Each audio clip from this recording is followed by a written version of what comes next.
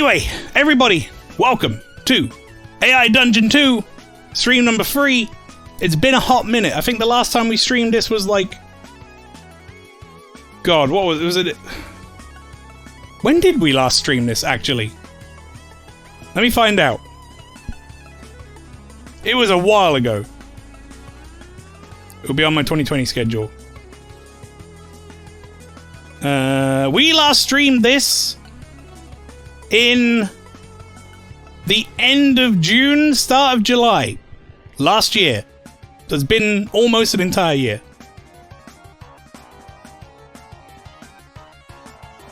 Anyway, chat, if you are new here for AI Dungeon, or if you've seen it before but you can't remember what it is, AI Dungeon is a AI-generated dungeon game, like a D&D style thing. It will give you text prompts. It now gives you quests and stuff to do. And the idea is that it generates stories for us, chat. I'm going to be reading them out, and we're going to be reacting to them and having some fun. You guys will be able to get involved somewhat. I'm going to ask you from time to time to prompt me with stuff. So just type things in the chat or whatever, and we'll see if I see something I like, and we'll go with it, or we'll mix things together. It's a fairly laid-back stream, other than the hopefully hilarious shit that should ensue. So just enjoy yourself, everybody. We have continue game on here because I tested it. What I will say very quickly is we had to subscribe. There's a thing now, you have to pay if you want the better AI and you want no energy mode. Safe mode is off, but I will very quickly yeet the screen if need be. Because that's, you know.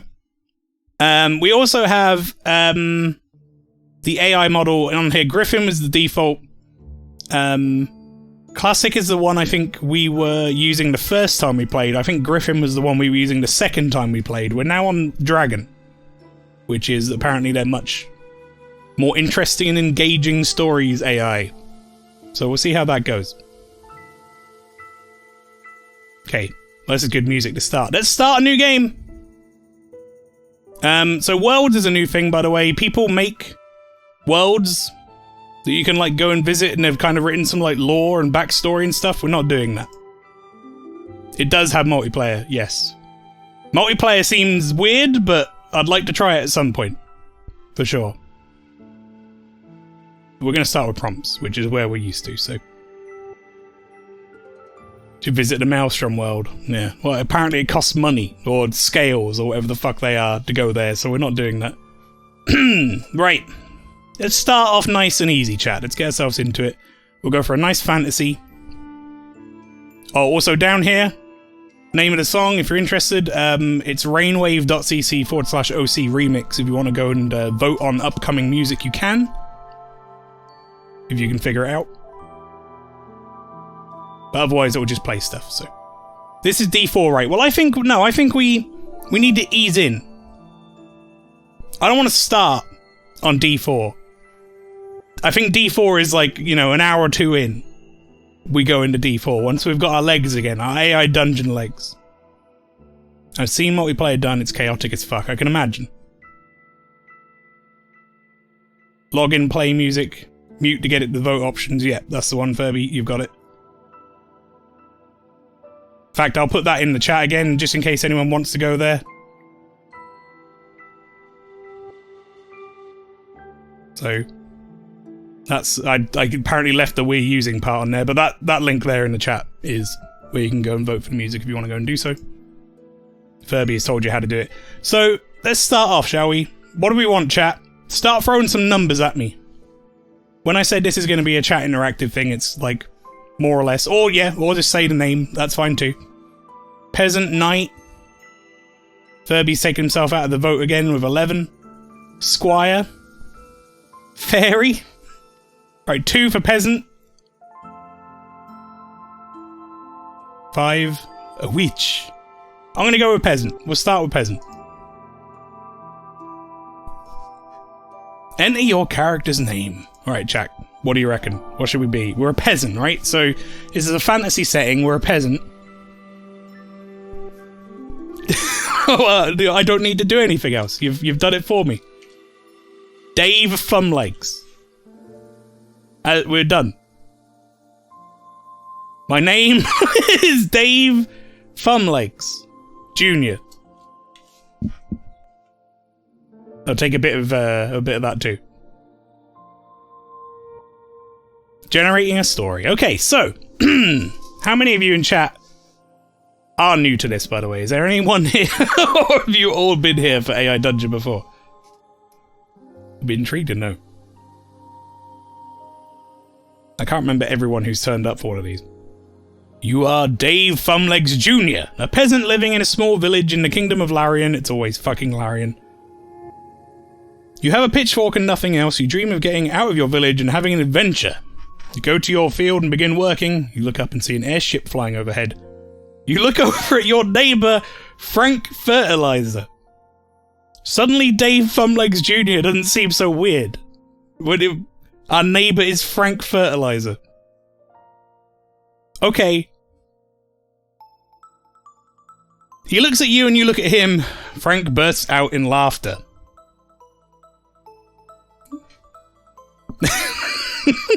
Yeet, pitchfork at airship. Alright, I tell you what, I'll do that.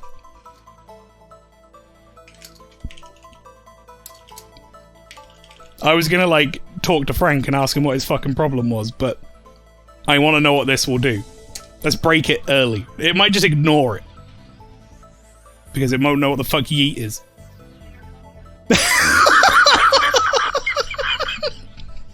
You make the biggest, most outlandish noise you can and throw your pitchfork at the airship. The pitchfork goes through one of the gondolas. It's a hit! The crowd looks on in awe.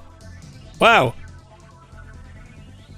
Take a bow before turning to Frank and saying, "That's what you wanted, right, Frank? So we can steal the shit off it when it crashes."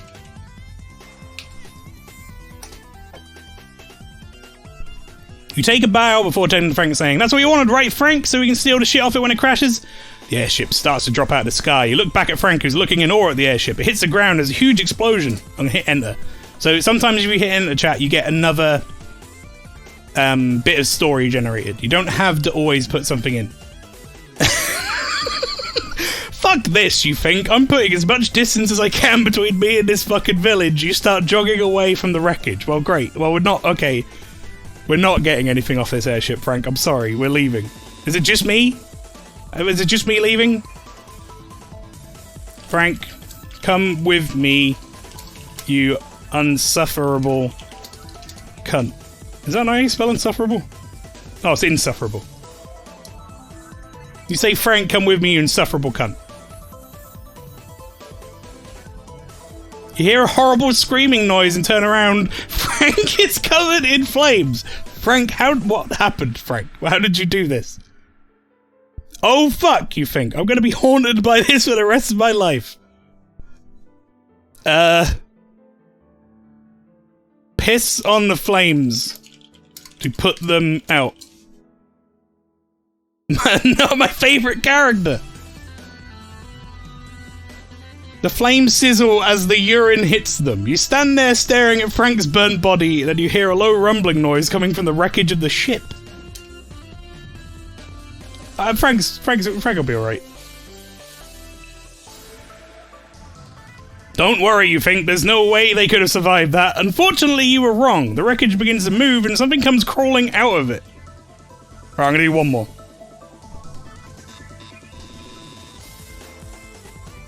What the fuck is this? Is it a horror?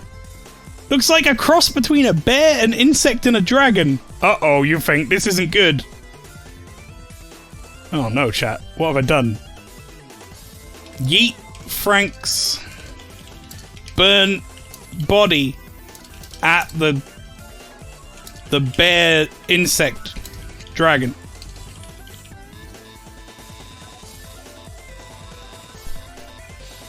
This needs a better name than a bear insect dragon. You pick up Frank's burnt corpse and throw it at the beast. The corpse hits the bear insect dragon thing in the face and falls to the ground. Run over to the beast and start kicking it in the face. Yeah, fuck this thing. I'm tough as shit. I just took down an airship. You start kicking the bear insect dragon in the face, hoping to kill it before it kills you. The beast rolls around screaming in agony. Well, now I just feel bad. I'm gonna say that's Candy Computer, unless it's CA Andy Computer. Thank you very much for the follow. Welcome in. How you doing? We are pretty OP, you're not wrong. Pile driver it? Oh, yeah, nice, nice. Pick up the beast. Put its head between my legs. Grab. I'm going to do a really... Candy Computer. Excellent. Glad I got it right. Welcome in, my dude. Grab its fur and lift it off the ground, driving its head into the floor as I sit down. A classic pile driver, performed perfectly.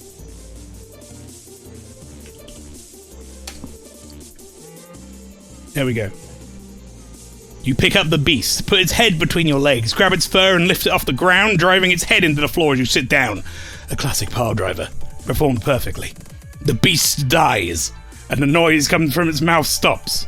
You look around, you're alone. Everyone else in the village has run away. You pick yourself up off the dead bear insect dragon. You put the extra A there, I got you. We crashed his ship and then killed him, we did, yes. Also, I'm a boy, no worries. It's all good. I often just say dude as a default, which is admittedly got me into some trouble before, hasn't it, Caldi Pastry? But hey, thank you for clarifying. Listen. Right, okay, what are we going to do now? So, we've killed this thing. I guess we could, like, go and check out the wreckage, maybe. I use dude for everyone. Yeah, same. We've become the antagonists of our own story. Head back to the village and check out the airship wreckage for goodies. We need a funeral for Frank. I've pissed on his body and thrown him at this point. He's gone. You head back into the village and check out the airship wreckage for goodies. There are a few survivors, but the captain of the airship is dead. He's lying under a metal girder, his chest caved in. Oh no. Anybody watch anime in here? Oh, you have come to the right place. If you go into my channel information, Candy Computer, if you go down the bottom, there's a link there for my Kitsu profile, which has got all my anime stuff on it if you want to go check that out. It's a bit like my anime list, that type of stuff. Weebs around here. What you mean, Lynchy? How dare you?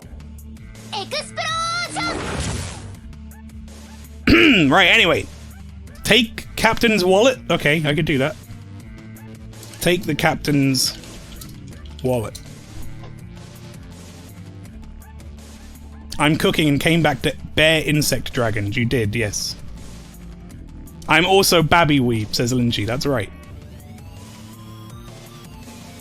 Heard you can do anime on here, but you're going to have to do custom for that. Oh, you mean on the, on AI Dungeon. Gotcha. We might try something later, we'll see. You open the Captain's wallet. You find a small photograph of a young woman tucked away in one of the pockets. Alright, give me more. Give me more information, game.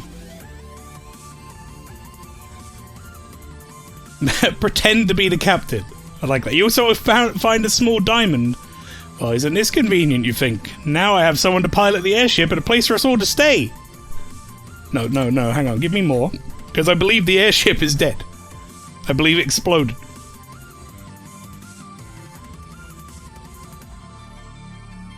You decide to get the airship working again. It's not going to be easy, but nothing worth doing is ever easy.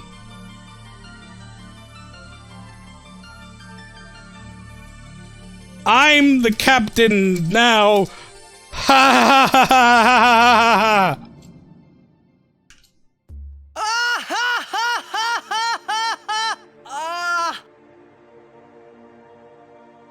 Let's see how it takes that.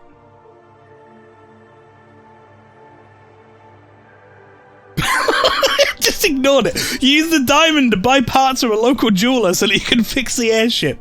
You then fly the airship into the sky and land it in Frank's backyard. How big is this airship? Or how big is his backyard? Is it a tiny airship? Imaginary friend, welcome in. Punch Sister? We're not at the point of Punch Sister yet, are we? We already fixed it? The fucking thing was on fire minutes ago. Use spell of resurrection to bring Frank's burnt piss covered. I didn't need to put that body back into life in his yard. That was a level of detail we didn't need, but I've done it now. You use spell of resurrection to bring Frank's burnt piss covered body back to life in his yard. You stand over Frank's burnt body and begin the incantations. Surprisingly, Frank's corpse begins to move. Frank groans as he gets up. Who are you? He asks. It's me. What's my name? What's my name? What were we called again? Dave Thumblegs? It's me. Dave Thumblegs. I brought you back after pissing on you. You made for a great spear. No, javelin. Javelin when I fought the beast. Thanks, Frank. Oh, fuck. Don't forget Junior or you're getting confused with your dad. Uh-oh. You say it's me, Dave Thumblegs. I brought you back after pissing on you. You made for a great javelin when I fought the beast. Oh, so I put fought. I just realized that. That's not how you spelled that, but that's fine. Thanks, Frank. I'm going to put you back down now, you say. What, am I going to kill him again? We should go to my house, says Frank. It has a great view of the stars. No. No. You didn't hear me, Frank. I said I'm going to put you back down. Oh, actually, I want this to be a do because I need to do say and then put his head between your legs. Grab him by the waist and lift him up. Then drive his head into the floor as you sit down. A pile driver. Perfect. There we go. Full circle.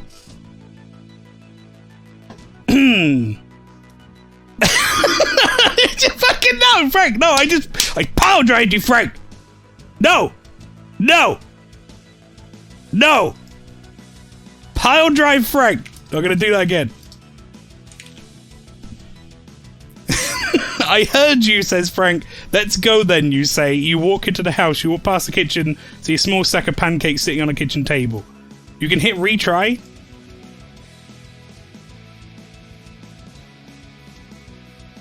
Oh, this is the retry button's new. I haven't done this one before.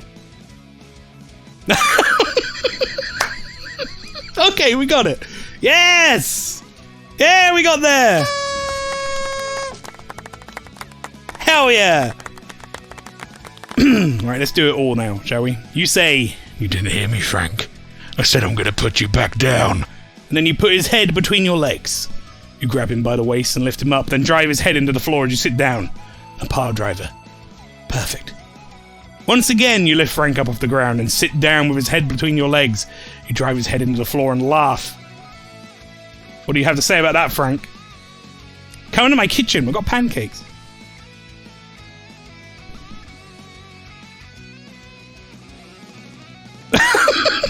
Wait, he's like, oh my wa, Shinderu. Did he just like teleport behind me? I don't know why you're laughing, he says. You're the one with the broken neck. What did you do, Frank? How did you do that? AI doesn't know. The AI doesn't know what to say. The AI's like, I don't fucking know. Do you know?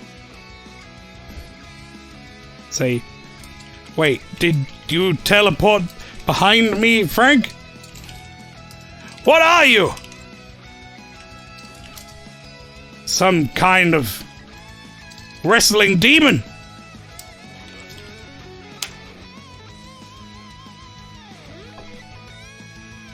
He did Uno reverse card us, yes. You turn around and Frank drops into his trademark crouch position.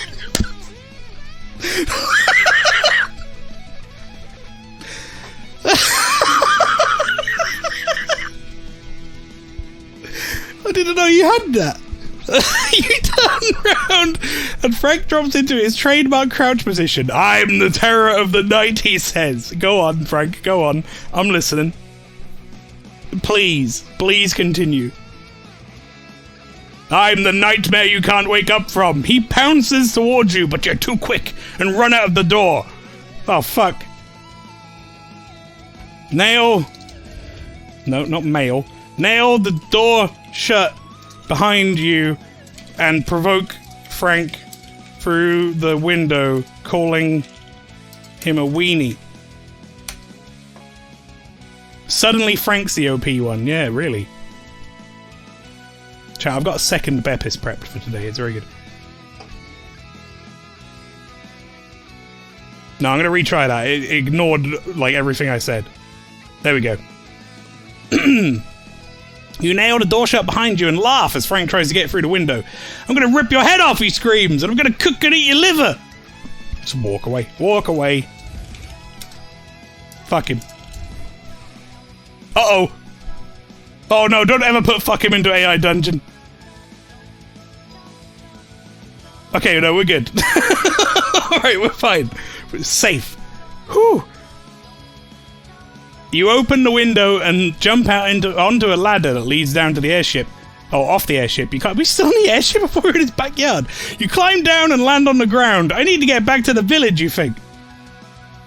Immediately turn around and get back on the airship and fly away somewhere far away. I don't want to be here anymore. We've locked him away. I need to get away from Frank. Oh wait, I gotta... Nowhere is safe. The entire world has gone through a holocaust that nobody expected. Mutants run amok, and bandits search for prey. There's nothing left but to suck up and enjoy the end of days. I thought we were in, like, the kingdom of Larian. Go on, give me more.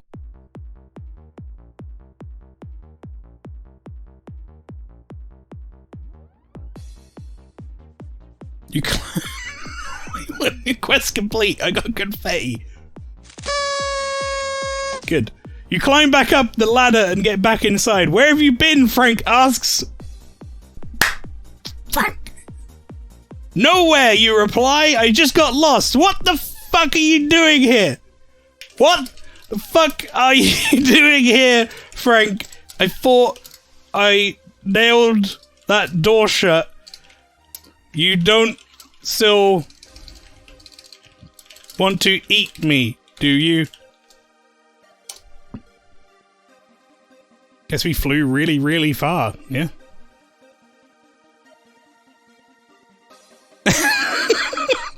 You notice that Frank has a small bag with him. He says, yes, he says, I want to eat you. That's why I brought these. This better be something fucking spectacular, Frank, because it ain't happening.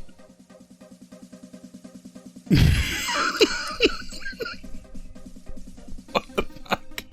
Frank opens the bag and pulls out a human leg. Been eating people for days, he says. Bon appetit. Bon appetit. I'm out of food and I'm hungry. You're sick, you say. You don't know the half of it, Frank replies. Right, chat, what do I do? Okay, I'm gonna get... Now I need some prompting. I've gone on my own tangent for a while. What do you want me to do, chat?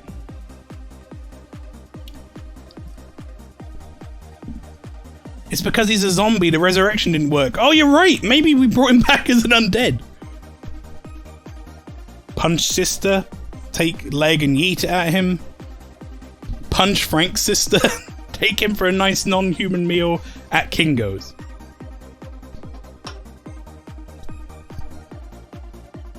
Why don't we, like, mix all of these together? Punch. Sister. Then, take the human leg from the bag and throw... No, yeet, sorry. Yeet it at Frank. Once the dust has settled, invite Frank out for a nice human meal at the nearby Kingo's. Can we do multiplayer? No, I'm not doing multiplayer, I'm afraid. If I did multiplayer at some point, it might be like with some people I know really well, maybe, but this is a dangerous game to play multiplayer. Alright, let's retry that. I want the sister part. Let's see if we can get that to come in first. Never mind! I'm just gonna go with this one. I like your style, you reply. You grab the leg and begin to punch yourself in the face with it repeatedly. 1, 2, 3. What?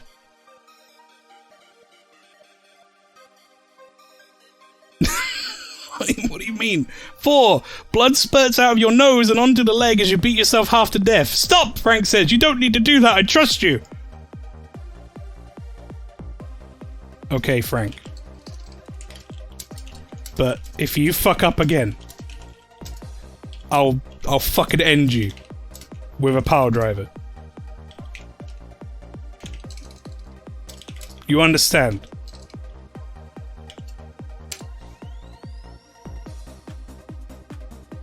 Oh shit.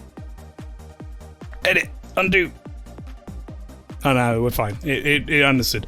I understand, Frank replies. You trust Frank enough to let him out of the bag. You trust Frank enough to let him out of the bag.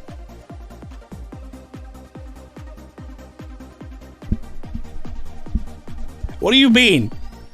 Was he ever in the bag? He stands up but remains crouched. What, it is fucking trademark crouch move.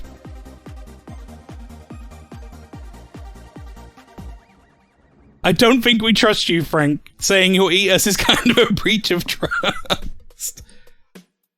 Assume your own trademark crouch move next to Frank. It's time for a pose off.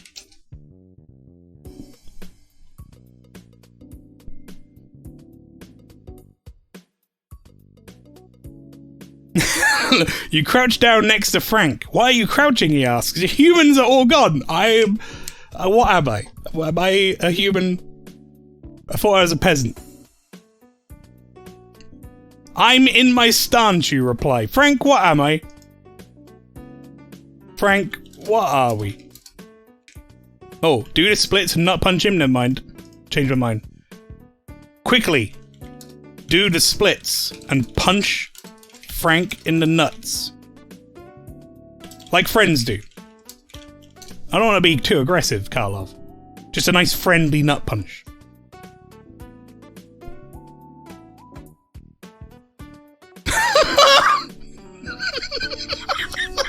That's just a prank, bro! Chill out, bro! You quickly pull your legs into your chest and then extend them, flinging you legs into Frank's balls. Ah! Frank screams. Why did you do that? It was a joke. Fucking Frank, lighten up, man. Lighten up, man. Jesus. Chat, what is this story? Where are we going? What are we doing? Are we the last human? Maybe?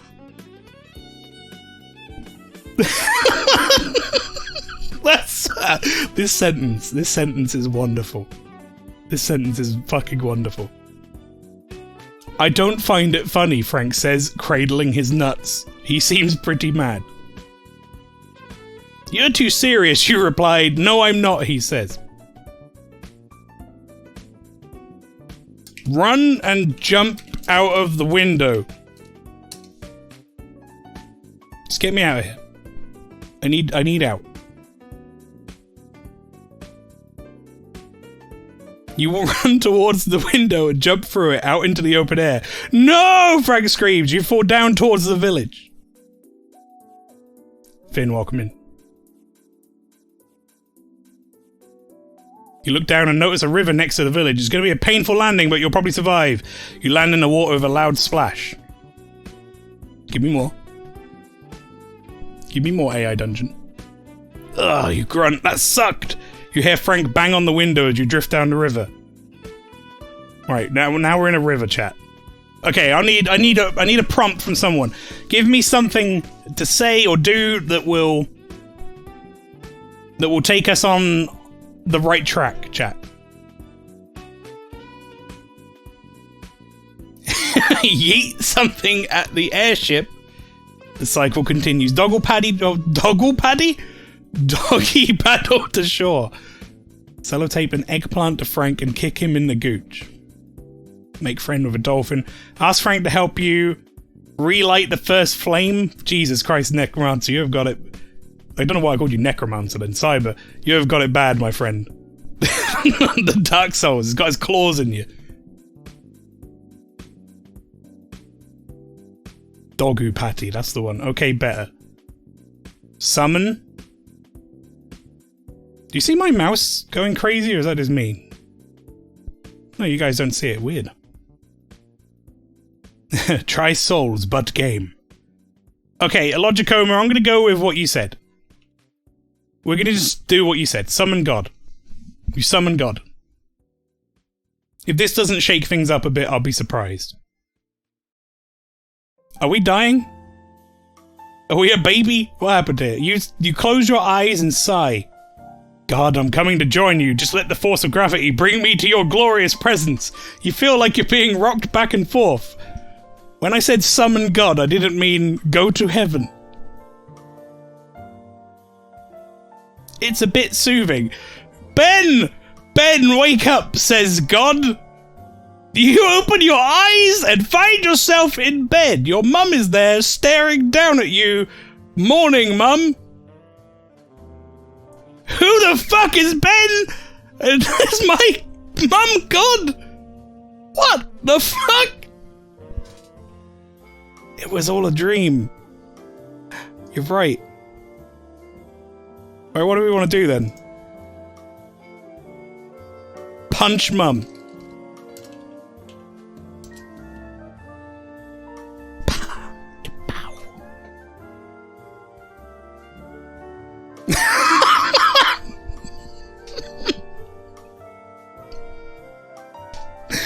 You quickly roll out of bed and deliver a heavy punch to her face. She falls to the floor with a grunt. Take Mum to Suplex City. It's the only way.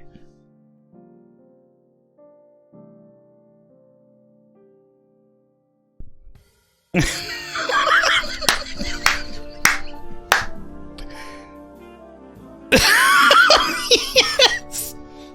You pick up Mum and lift her above your head. You walk towards the open window and suplex her out of it.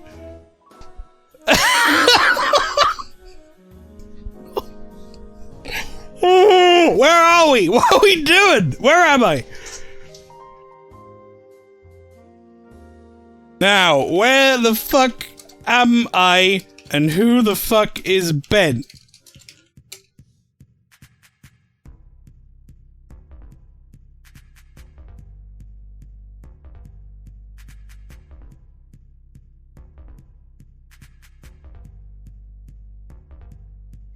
Sorry, Chad, had to sneeze. I am good. You say, now, where the fuck am I and who the fuck is Ben? You say, I'm Sure Shot, obviously.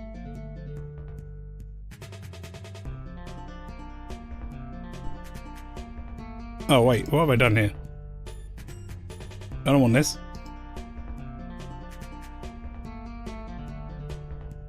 Alright, there we go. You say, I'm Sure Shot, obviously, and you're my mum. I'm your mum? Yes, she says.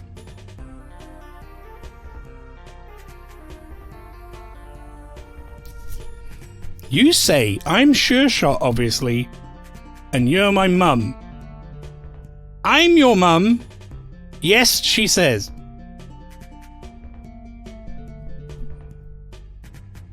Who... Wait. A minute. Hang on, I feel like I need to read this sentence a few times over. You say, so we are, that's us. First off, we say, now where the fuck am I and who the fuck is Ben? And then we say, I'm Sure Shot. So that's us, we're Sure Shot. Who is also Ben. Who I think is Dave Thumblegs Jr. after the dream. Okay? You following along, chat? And then we say, and you're my mum. And then we immediately say, I'm your mum. And then our mum replies yes, who I think is outside now. My head hurts. Oh, my brain!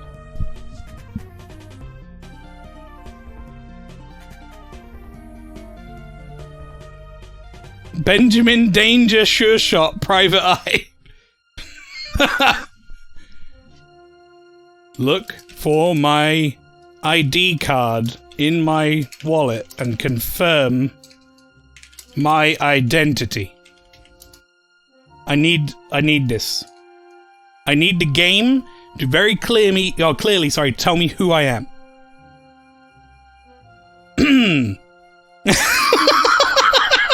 Well, I guess I didn't get anything out of that. Oh shit, you say. What? Your mum asks, I'm Ben. You say, yeah, you just said that. Okay. Oh my god, great. Great. Where do we go? Where do we go? Outside. Go outside and look around.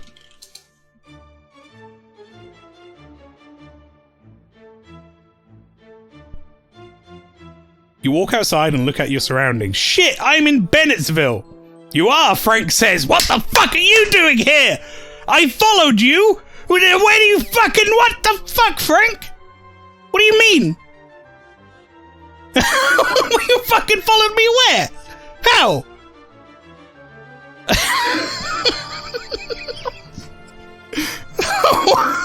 Wait, no. I'm so confused. Yeet Frank at mum. Yeet Frank at mum.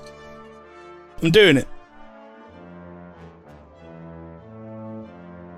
What the fuck, Frank, you ask? Well, it's my job, Frank replies. Yeah, but you don't really enjoy it. Actually, I do. It ignored me. So we're gonna hit retry.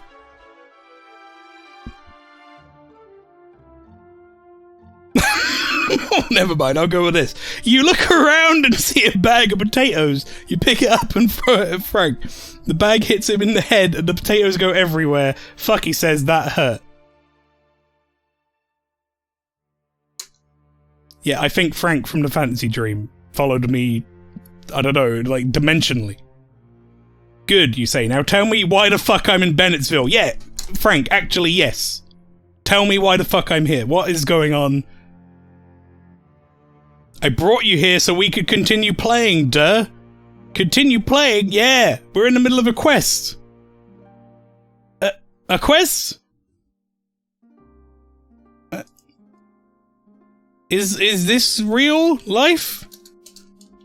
Or was the other place where I was Dave Thumblegs Jr. real life? I'm very confused.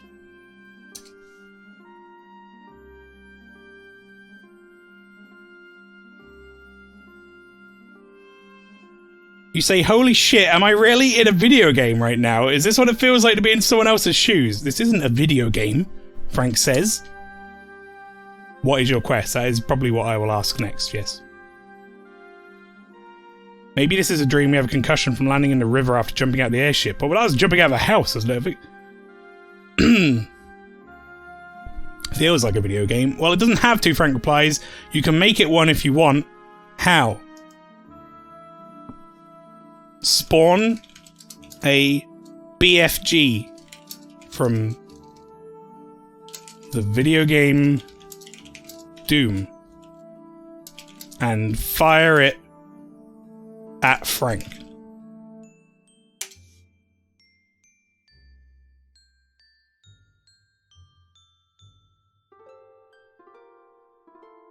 Oh, right, so chat, this also happens now. What you can do is you can help train the AI every so often. It will give you 2 options, and whichever one you think is better, you can train the AI with. We have option 1 is you spawn a dropship from Halo and fly it at Frank. Hey, stop that, Frank says. That's not what I meant. What did you mean then, you say? Or, I don't believe you say. You're just some ghost that I'm parrying. You drop to your knees and fire a blast of energy at Frank. Okay, mods, if there is a mod available, could somebody please make a very quick, like 30-second, 1-minute poll? I can't remember what the lowest is you can do. It used to be 1 minute, it might be 30 seconds now. Can we make a poll for these 2 options? Option 1 and option 2. And chat, I'm going to let you decide.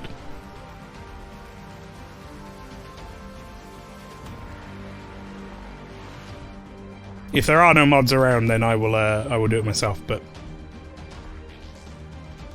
There we go, we've got a poll live. Thank you very much, friend. Which thing do we select? Vote at the top of the chat. Option 1 or option 2? Option 1, we spawn a dropship from Halo, and Frank kind of just fobs it off. And option 2, we tell him he's a ghost, we're parrying, and then we fire a blast of energy at him. Well, we're halfway through the vote, and so far option 2 is running ahead. If you want to change it, chat, you know what to do. The real question is, are we still a peasant? I have no idea. Legitimately no idea. Oh, yeah, we have 83% of the vote has gone for option 2. This is looking very one-sided now. Have a sip of my drink.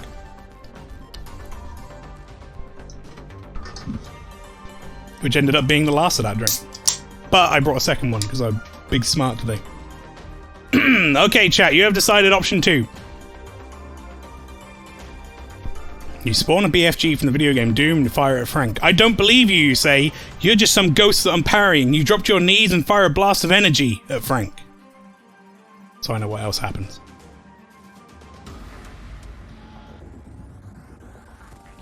He takes the hit and flies back, losing his footing. Whoa, Frank says. There's a comma there, you better fucking continue that. Oh, this is Metal Gear, isn't it? No, Illusion City. Oh, that was Metal Gear thing. Do. That was cool, do it again. Fuck you, you say. Stop messing with me and tell me where the hell I am. You try to blast Frank again, but nothing happens. Okay. What is our quest, then? I'd like to go back to normal. Let's see if we can get some information out of him. Our quest is to find the Holy Grail, Frank explains. It's a quest that's been taken by heroes for centuries. We have to find the Grail for our own reasons. Frank. I mean, I like how it's like, what do you want to say? Well, Frank is very clearly trying to say something here. So I need to just continue. I'm dying of cancer, and I want to see what the Grail has to offer before I die. You, I imagine, have your own reasons for wanting to find the Grail.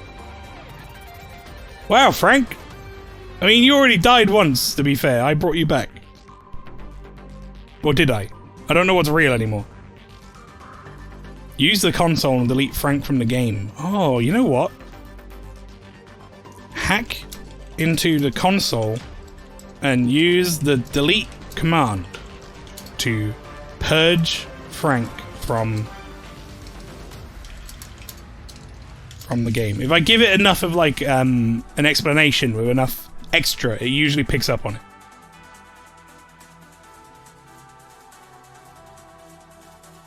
Okay, no. I don't want to be a fae. I'm hitting... You can't do that, Frank says. Why the fuck not? Because, Frank explains, you need me to defeat the final boss. I know the way. Okay? Then... Let's fucking go right now to the boss. No excuses. Alright, let's go, Frank. What we doing? What we doing, mate? Frank has become very pivotal. Fine, Frank says. It's this way. Frank begins walking along the road to the boss. You start walking behind him. Hey, wait! You shout as Frank quickens his pace. Don't just run after him.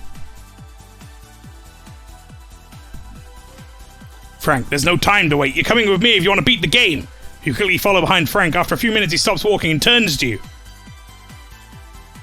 If the boss is a dragon, bear, insect. Why'd you stop? Frank has a big smile on his face. Welcome to the final boss of the game, the Dark Lord. Say, hey, Dark Lord, fuck you. You're a prick-ass bitch, and I've had enough. I've had enough of this shit. There we go. You say, hey Dark Lord, fuck you, you're a prick-ass bitch and I've had enough of this shit. You scream out towards where the final battle should be happening, but there's no response. Soon, a bright light appears before you. Hey, wait! We're getting teleported. We're actually gonna fight a boss? You hear Frank's voice say from behind you, but when you turn around and see it isn't there, you're all alone to face whatever it is inside the light. Hey, wait! Stop saying, hey, wait! Suplex the Dark Lord. Send him on a one-way ticket to Knuckle Island so he could stay in the Knuckle Hotel and enjoy you can eat Knuckle Buffet. The voice calls out to you one last time and then the light engulfs you. Fuck, I've had enough of this shit. Okay, I'm gonna do one of the story prompts because I haven't done one of these yet. The light teleports you into a 1v1 duel arena with the boss, the end boss of the game, the Dark Lord. He awaits you menacingly, but being a video game boss, he won't attack until you do.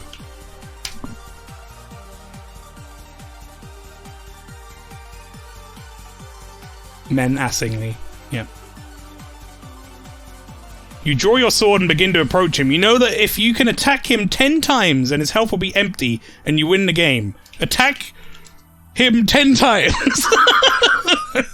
before he does anything. There, go, we win. You attack him 10 times before he does anything. You slash at the Dark Lord, but you miss completely. He barely moves out of the way. Okay, no, right, hang on. Logicoma put something earlier. I'm taking it.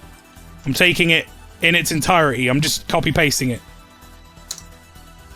You send him on a one-way ticket to Knuckle Island so he can stay in the Knuckle Hotel and enjoy an all-you-can-eat Knuckle Buffet.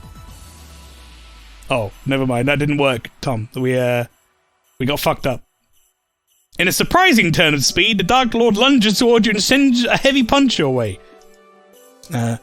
Dodge the heavy punch by assuming Frank's trademark crouching position.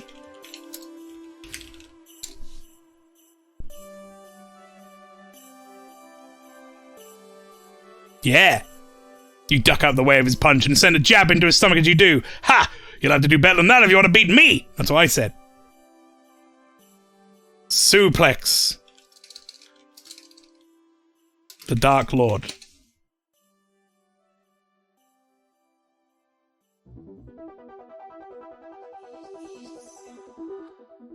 No, retry. I said suplex. There we go. You lift the Dark Lord above your head and slam him into the ground with a suplex. The Dark Lord begins laughing. Uh-oh. Pull out a minigun for the lulz. What other moves do we have? That's a good answer. A good question, rather. Is that the best you can do? He begins laughing again. You can't beat me, kid. Give up now and let me end your pointless existence. Give up now and let him end my pointless existence. He's got a good point. He's got a good point.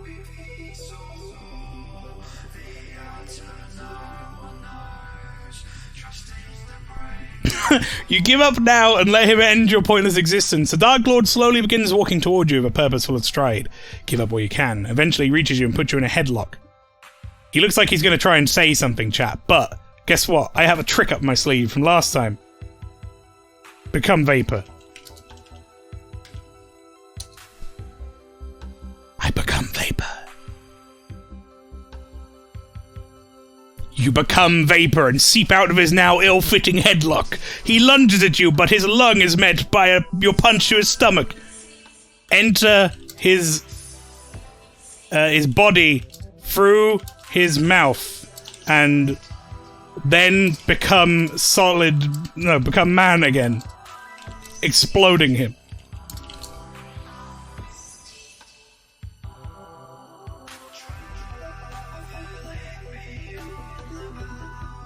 Oh shit, we got another vote! Uh-oh! Okay, chat. Mods, once again, can I get a poll, 1 minute poll, option 1 or 2? The options this time are, option 1, you enter his mouth and become liquid, entering his stomach. He screams from the pain of it as he coughs it out. You explode out of him and he falls to the ground, rolling around in pain. Or, you become a man again and lunge down his throat with your sword. He chokes on it and begins to suffocate you. It's over. The Dark Lord collapses to the ground. There is a poll live at the top of chat if you want option 1 or option 2. We'll do a vote like this every time we get a train and AI vote, because that seems like a good opportunity to do it. They don't seem to happen super often either.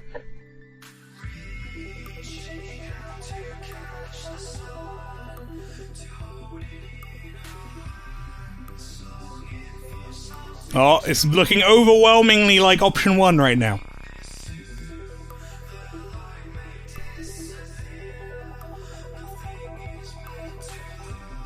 Yeah, 86% of the vote says option 1.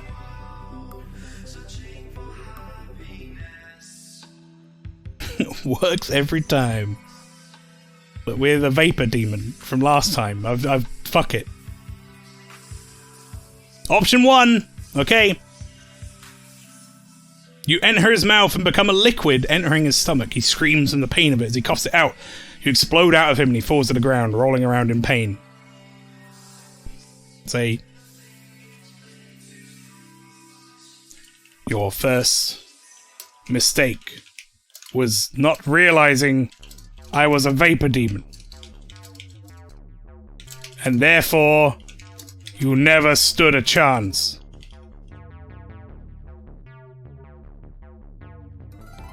Really didn't.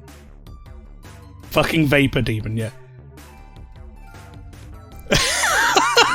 Oh my god! You say your first mistake was not realizing I was a Vapor Demon and therefore you never stood a chance. He screams in pain before stopping and staring at you.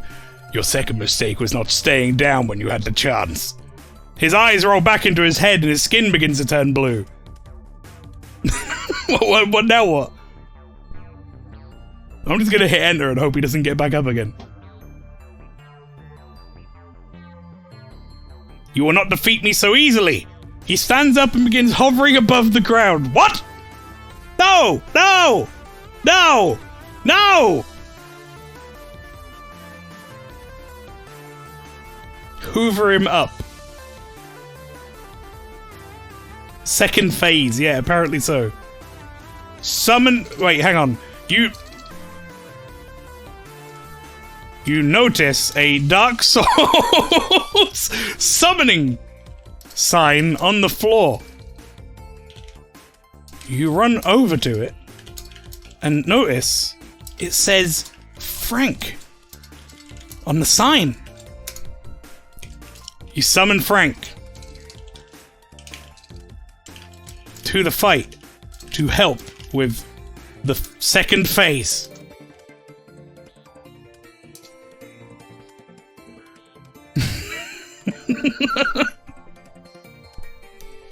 You hear a voice coming from above you. Frank, hey asshole, you ready to be fucked? You turn around and see Frank with his sword in hand. Say, fuck yeah, Frank. Let's kill this This fucking hoe. No, I'm not gonna put that. Bitch. Holy shit, Frank, right? What a boss. You and Frank start laughing. This guy's a real prick, I'll give him that. Stop talking, you fools. I'm letting myself get angry.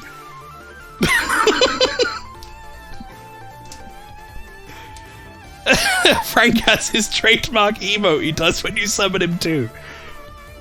That's right, get angry. I don't give a shit if you're angry or not. It's still fucking coming. You pick up the controller and start button mashing like a man. Oh, we just started playing a game. Are we just playing a game right now? I need more. No, hang on. I need more. Am I just playing Dark Souls? Lynchy, I went to eat. Did I miss anything funny? But Lynchy, you missed a lot. A lot has happened.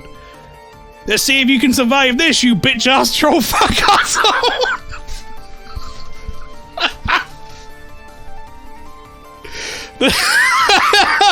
The Dark Lord flies towards you and lands a heavy punch to your stomach. You fall to the floor clutching your belly.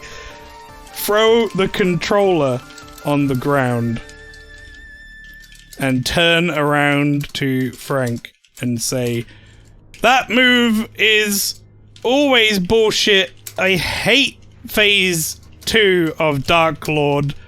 This fucking game, man. It feels like I'm walking through molasses. We're playing Dark Souls 2, clearly.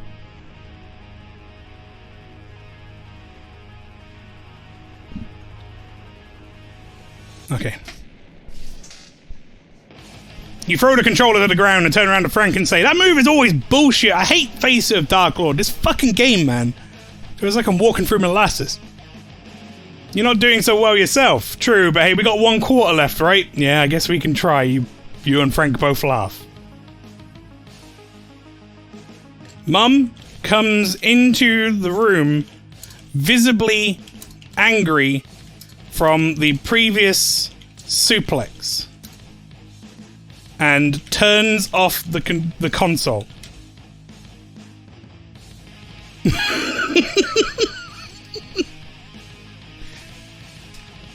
Boys, I turn my back for 1 second and this is what I come back to. You're not beating that game, you hear me? I've done it, chat. I've broken out. I've broken out of the code. Yes, Mom, you're grounded. Mum leaves the room, you both yell at her in unison. Fuck you! That doesn't seem like a good idea, boys. That's a bad idea. Let's get 1 more line. You and Frank laugh as you go outside to play catch. The end. You the end. That's right.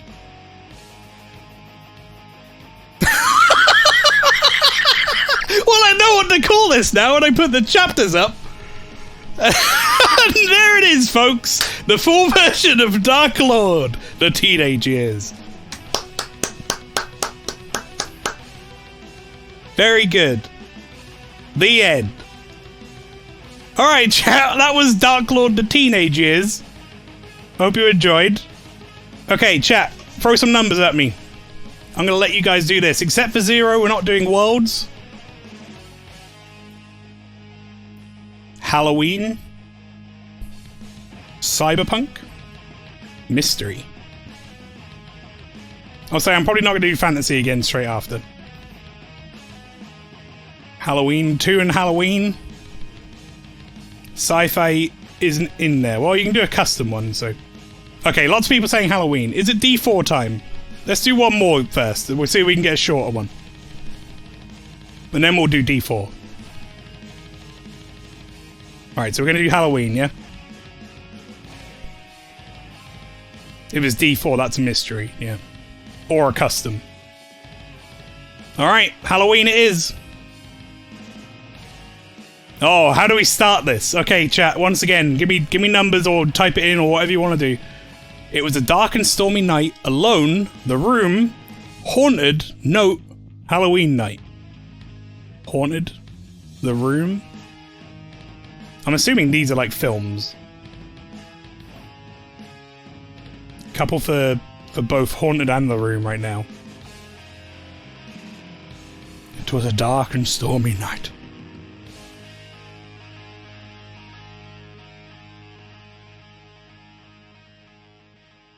Let's go with...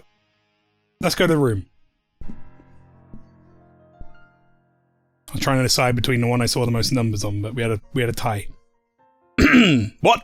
It started with it was a dark and stormy night anyway. So, okay. This is a lot of text right now. Also, this music just came in. It seems pretty fitting. It was a dark and stormy night. Outside the window, a thick layer of clouds blotted out the stars, and lightning cracked over ever so frequently. Wait.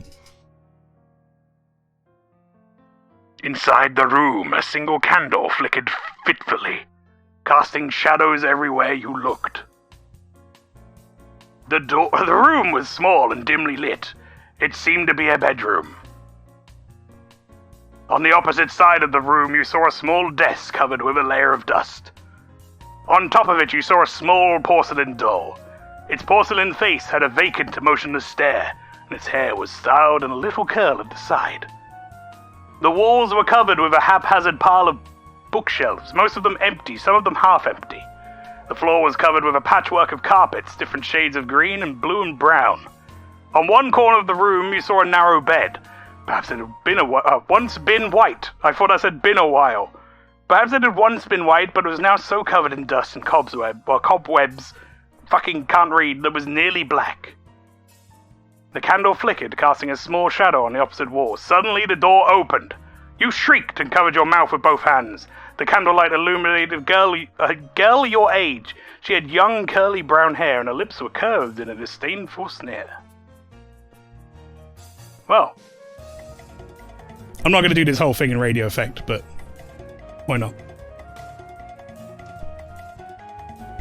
Can I get a refund on this Audible subscription? No, I'm afraid not. That is not happening. We've already read most of the book at this point. Right, so what do I want to do here? So we're in a room, a dimly lit room, and a scary porcelain doll. There's books everywhere. Narrow bed covered in cobwebs and shit. And then someone opened the door, and it's a small girl. I say small girl. It's a girl my age. I don't know how old I am. I also don't know if I'm a girl or a boy or what. She had long curly brown hair, her lips were curved, and a disdainful sneer. Check coffee for FK. Yeet doll at girl. God damn it. I can't start every story by yeeting something at somebody. I don't have a coffee. I'll tell you what I'll do is I'll tell... Ah, it's you. Could you please get me a coffee?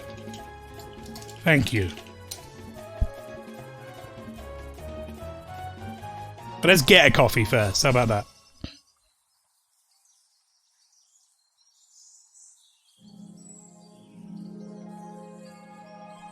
Man, I don't know if it's because it's early, like, spring or what, but I'm sneezing like crazy at the moment. I think my my allergies are playing up. Ah, it's you say. Could you please get me a coffee? Thank you. The girl nods and closes the door slowly. She turns around to face you. Yell dental plan and leap out of the window. Jesus. I will, but only if you stop talking in third person. Slowly exhaling, she sits down in the corner of the bed. You stare at her in silence. I don't want to stop talking in third person. I want to continue talking in third person. I don't know what my name is, though. What is my name? Bitch. What is my name, you ask? You can tell me yours or go on being called Hey You, she says in a bored voice. You notice that her eyes are a light brown colour. I don't know my name. That's why I asked, you idiot. Please answer me.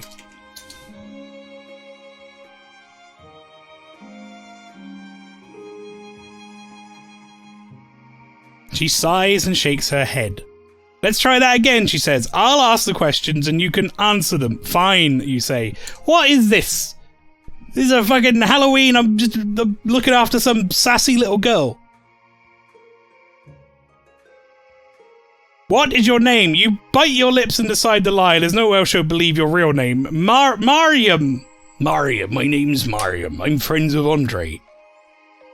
She screws up her face in disgust. Okay.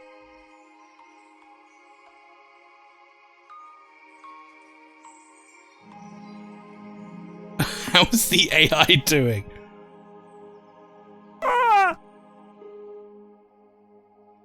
It's doing fine. She screws up her face in disgust. No, it's not, she says. It's not Mariam. You shrug. I mean, right now, it's being an idiot. But it's still funny, so sure. I told you, I don't know what my name is. I can come up with a name if you like. Call me...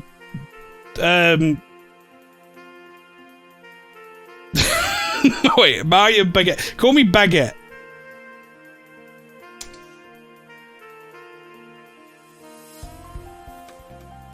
I'll be Baguette. I told you, you say. I don't know what my name is. I can come up with a name if you like. Call me Baguette. Yes. Don't make me repeat myself. I'm now known as Baguette.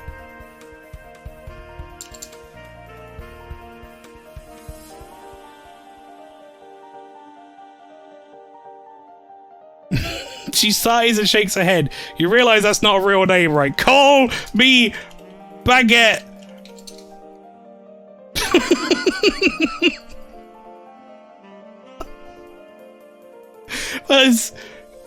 Whatever you say, not Mariam. Her voice sounds irritated as if she's annoyed by her very existence. I'm gonna fucking dropkick this girl. Perform a running dropkick on this sassy little girl.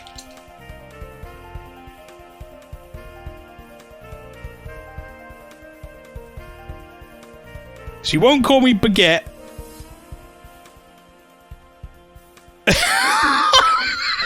Just immediately fucked it. I don't have time for this, you say. You leap forward and perform a running dropkick. You hit her midsection, causing her to gasp and fall to the floor. Now what? Now what are you gonna say? Call me Baguette, bitch. You leap on top of her and kneel on her stomach. Her fingernails are only a few inches from your eyes. I have scissors, she cries. Cool story. Don't care. Call me Baguette.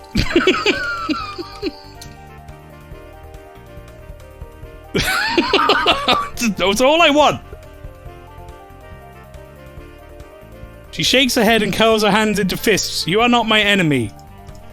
Punch the girl until she accepts your name is now Baguette. What else do I have to do here?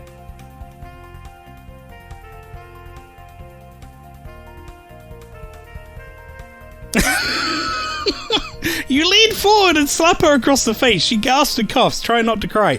She looks at you with terrified eyes on the verge of tears. Call me Bagel! Ow! Call me Bagel. Yes, Bagel. That's my name. We're getting there. We're getting close.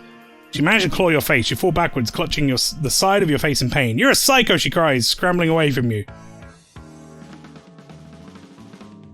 So, what is this?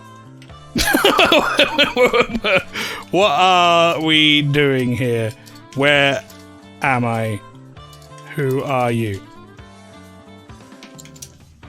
Answer some of these questions for me, game, please. I beg. So, Castlevania. Where's the wall chicken at? That's a good name for this song. You say, so, what is this? What are we doing here? Where am I? Who are you? You're a raving lunatic, she says, and I'm talking to you because I don't have many other places to go. Where are we? I'll take it. I'm a raving lunatic. It's fine.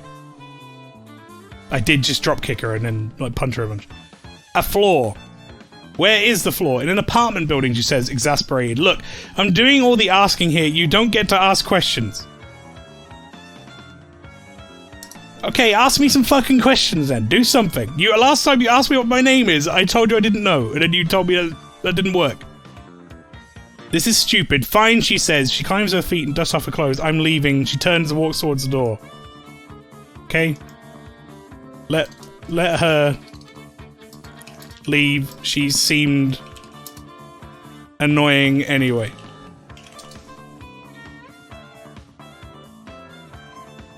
I guess that's the end of that.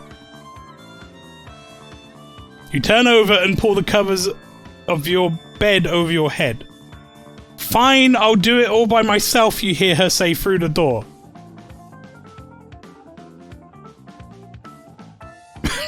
So about that horror story. It didn't say horror, it said Halloween. That might just be set on Halloween. But it's gone to sleep. Goodbye, you respond. You hear the door close and settle into your bed. Pull the blankets over your head and sigh. Go to sleep. I guess I'm just going to sleep. Close your eyes and fall into a deep sleep. Through your sleep, you see a bright light. You walk towards it. Curious. You find yourself in heaven, met by angels with harps and halos.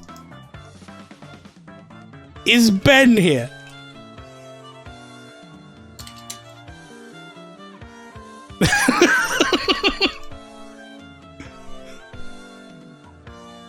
The angel shakes her head sadly. I'm sorry, she says. Ben's not here. He fell into hell. Oh, fuck.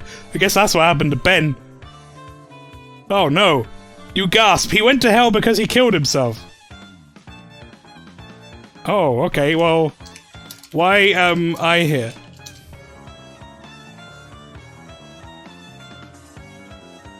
They never did a sequel to Dark Lord the Teenage Years, chat. This is the spiritual successor or whatever by a different company. And they just put like a little quick nod to the characters in here. They're just like, yeah, no, Ben's gone. Sorry. You say, well, why am I here? You're here for two reasons. You gave charity to the poor and you forgave those who trespassed against you. That's it. That's enough, she says. But pretty sure I didn't die. Also, I drop-kicked that girl earlier. That's probably not a good thing. Right?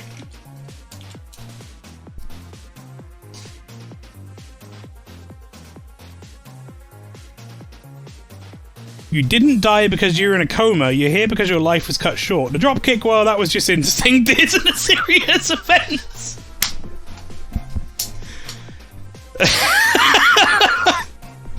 Good. I'm glad you understand, Angel. Suplex Angel all the way to hell. Powerbomb, I meant. Powerbomb Angel all the way to hell. Okay. Okay.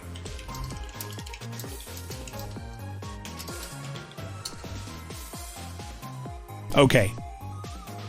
Which theme was this? This was Halloween. You lift up the angel and perform a powerbomb, sending her down to hell. She disappears into the darkness. She realizes you're in big trouble. Quickly dress up and pretend to be an angel and take her place so no one knows you did anything wrong. We'll be fine.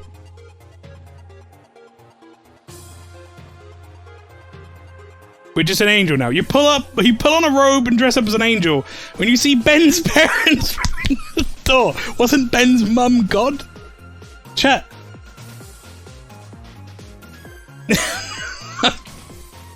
I thought you'd be going with being a powerbomb and all. Nope. He's all yours. You walk inside and see Ben lying in his bed. He looks pretty pale and tired, like when you first met him. Who are we? Who are we? How are we back here again? We're in heaven again with Ben.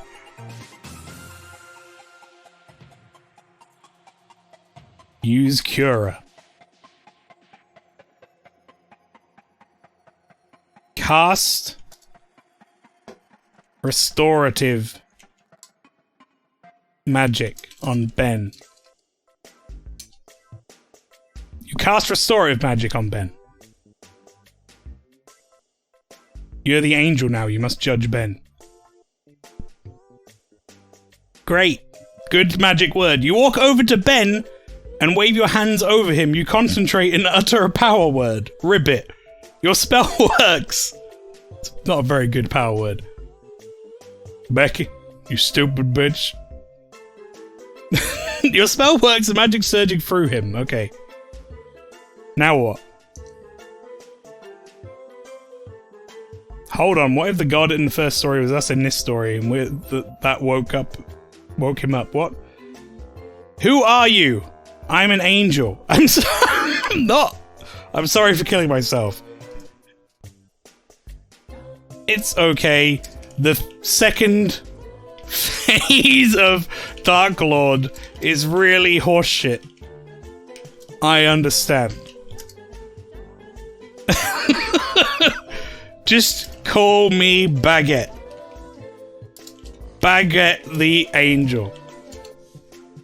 That's me. Baguette the Angel.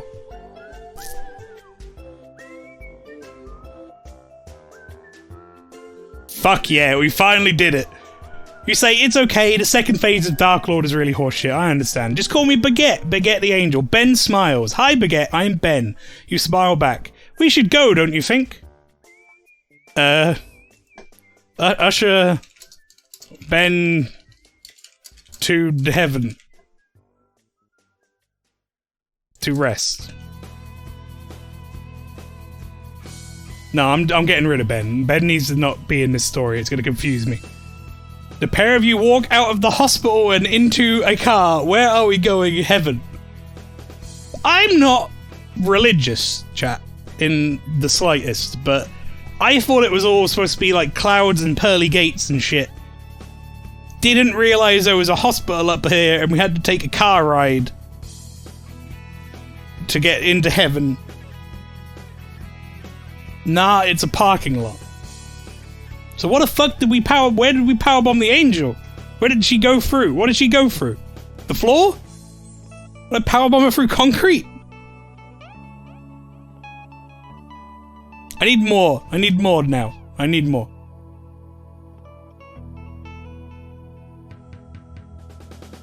But I thought we were going to walk there. That would take forever, Ben. Oh, like a week? You chuckle. Sure, like a week. Drive Ben to heaven. Stop off at Kingo's for a Kingo set meal on the way. Mmm. Delicious. You drive down the road and head towards the hospital. Why are we going to the No, retry. We were at the hospital. Ben looks out the window as you drive and you think, Ben? Yes, Baguette? Why did you kill yourself? Ben sighs. Come on, Ben. Tell us the truth. It's okay, we stopped off at Kingo's. It doesn't say we did, but we did. I told you why. Did you want to talk about it again? Do we have to? No. No, that's cool. No, it's fine. Oh, look! We're here already! At heaven! Finally! That's right, game. Stop trying to fucking delay things. Yeah, the pair of you sit in silence as you drive through the gates and into heaven. Take a sharp turn and head towards Kinko's. Yeah.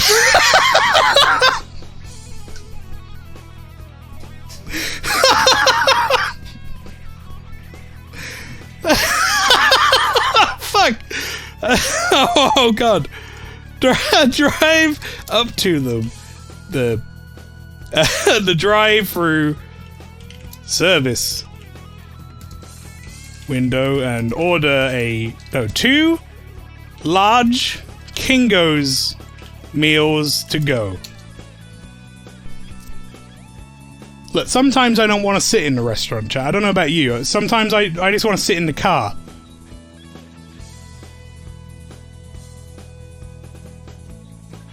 The man at the counter smiles at you. He leans forward and lowers his voice. For here or to go? To here. Why? Just need to know how many bags to bring out. Bring out like 400 bags.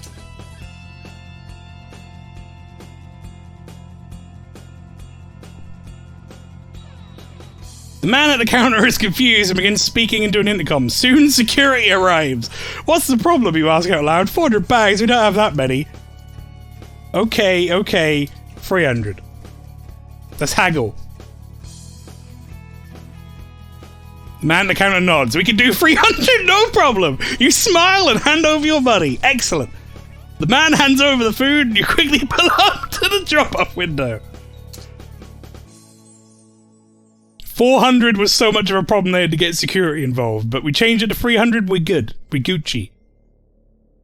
Oh, fuck me. Okay, time for another vote by the look of it.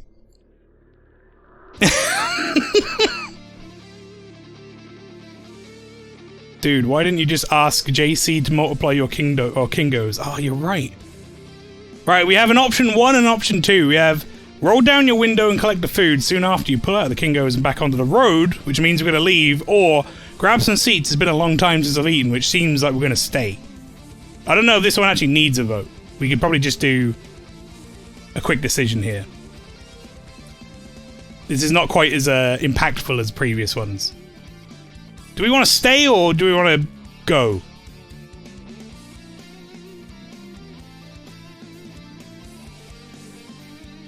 Well, I meant get comfy, everyone. The show's about to start. Grab a seat. Stay. Stay. Alright, let's stay. Let's stay and eat some Kingos. Grab some seats. It's been a damn long time since we've eaten.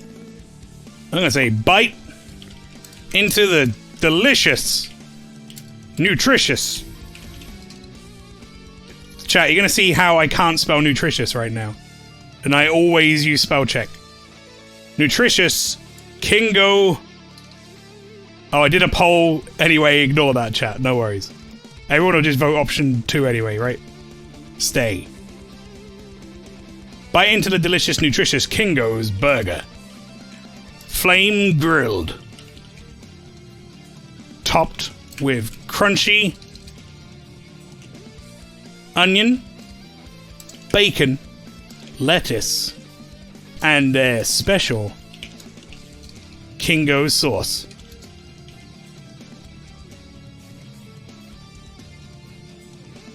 You bite into the delicious, nutritious Kingo's burger, flame grilled, topped with crunchy onion, bacon, lettuce, and their special Kingo sauce.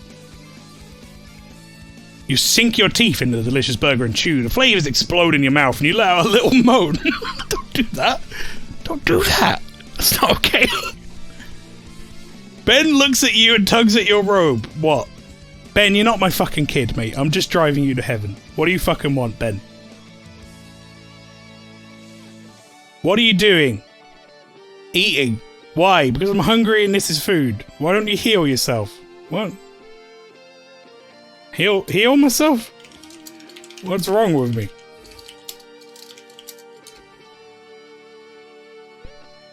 I don't get it.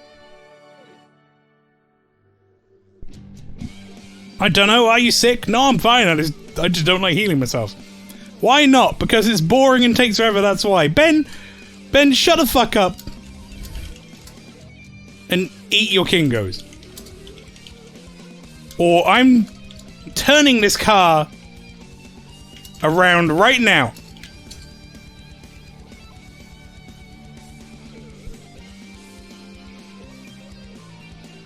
Ben eats in silence, and soon you finish your... Oh, he said sorry. Soon you finish your food. You sit in the car for a moment, looking up at the buildings around you. Eventually, you spot one that looks particularly inviting. No. We're not doing that. Continue driving Ben to heaven. We are not going into some inviting building.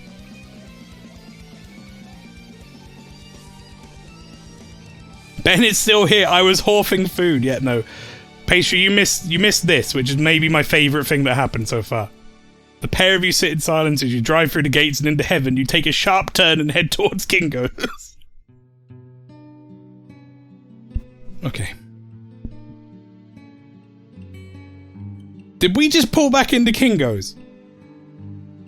You continue driving Ben to heaven. Kingo's reads a sign above the restaurant in faded red letters. You pull into the parking lot and head inside. Order another Kingo's. I guess we were still hungry.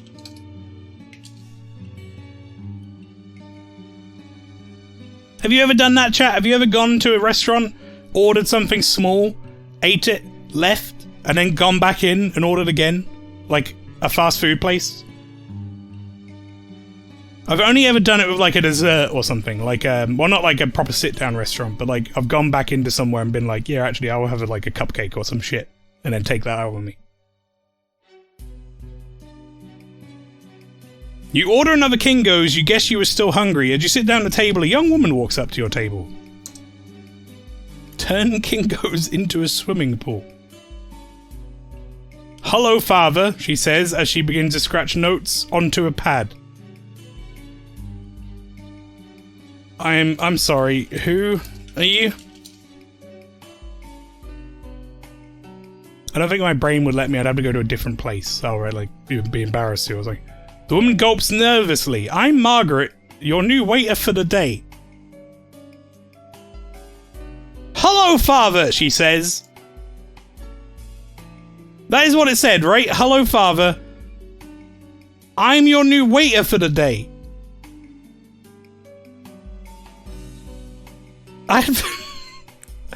Ah, yes, I'd forgotten about that. What time is it? It's nearly noon. Oh, yes. It's an interesting customer service tactic they have here, calling me father. Alright, I'll have the usual. What would that be, father? What? You don't know? We have options here, father. Could you please stop calling me father? It's kind of fucking weird.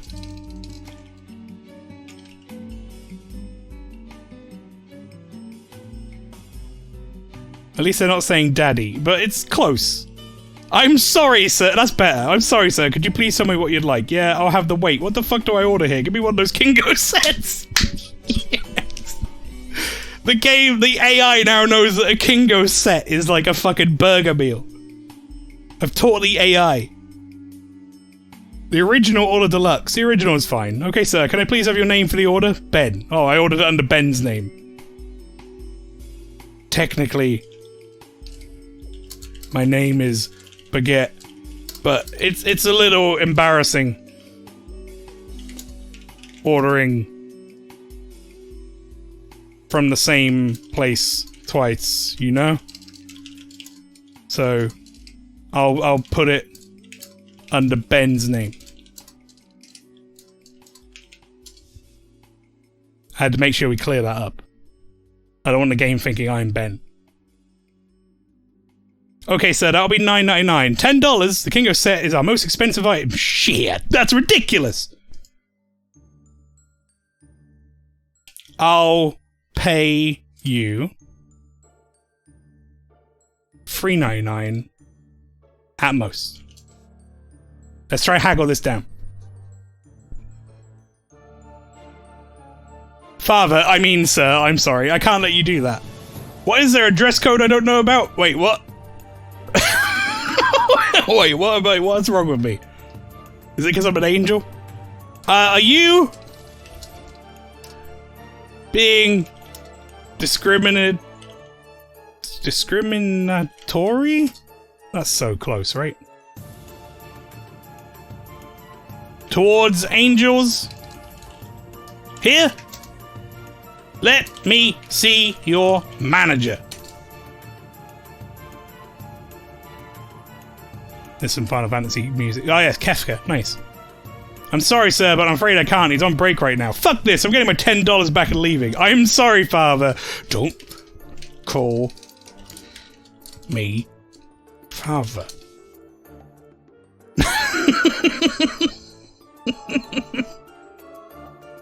I'm sorry, sir. That's her accent. I'm sorry, sir. Look, Margaret, maybe this job is getting to you. Why don't you just give me my $10? Please, father, I have a family to feed. Stop calling me father? Margaret! For fuck's sake! For fuck's sake!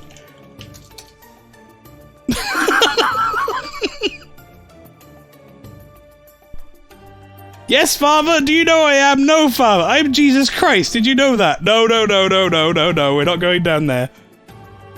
You slam your palm on the table, and Margaret falls backwards in her chair. You seem to have gathered a crowd of onlookers. You quickly pay the $10 and leave with Ben. Okay, okay, good.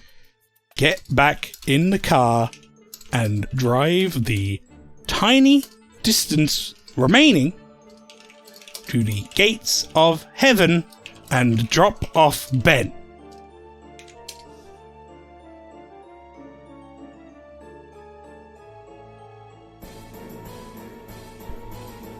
You find that you have little to say to him, so the whole car ride spent in silence. Eventually you pull up to the hill, to the gates of heaven. Okay, right, there we go. Okay, Ben. This is it. Head on out to heaven. Have a good time, buddy. I won't be seeing you again.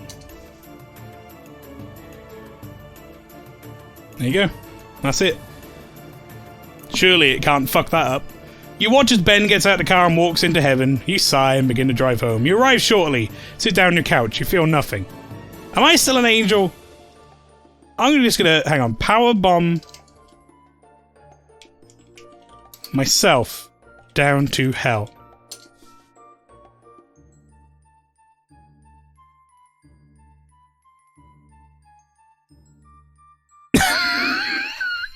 Wait. You arrive back in hell within minutes. You sit down at your desk and catch up on some of the work you didn't do today. Soon you hear a knock at the door. Okay.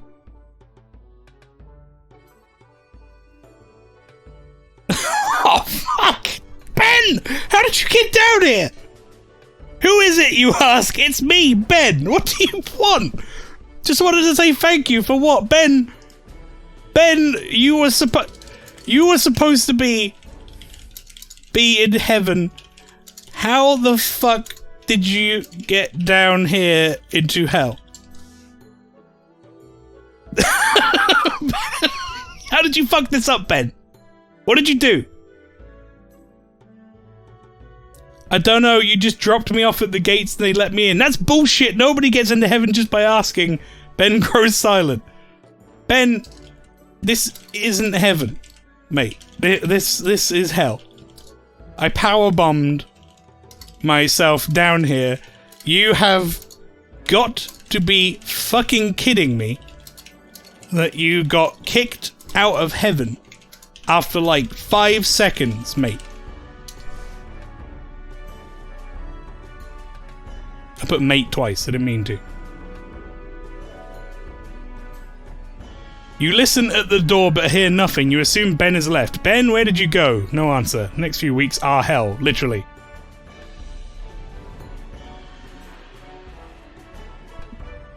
I don't know. I feel like that needs to be... That's the end, chat. The end. The end. Done. That's the end of that one. That is a good enough stopping point for me. Ben re-arrived. We became an angel. Stuff happened. I don't think we go anywhere further from that. Okay. Chat, I think it might be time. Pastry, are you there? I hope you are. Because if you're not, you're going to want to be.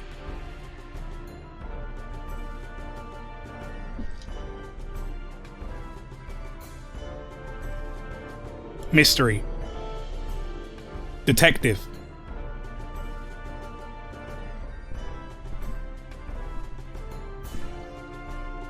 Only half here. I have to do laundry again, but it's almost done. We're about to start the D4 pastry. I'll tell you what I'll do. I'll do a really short one to get you some time to do your laundry, because I feel like that's unfair. Neil, how you doing? Welcome in. Let's do...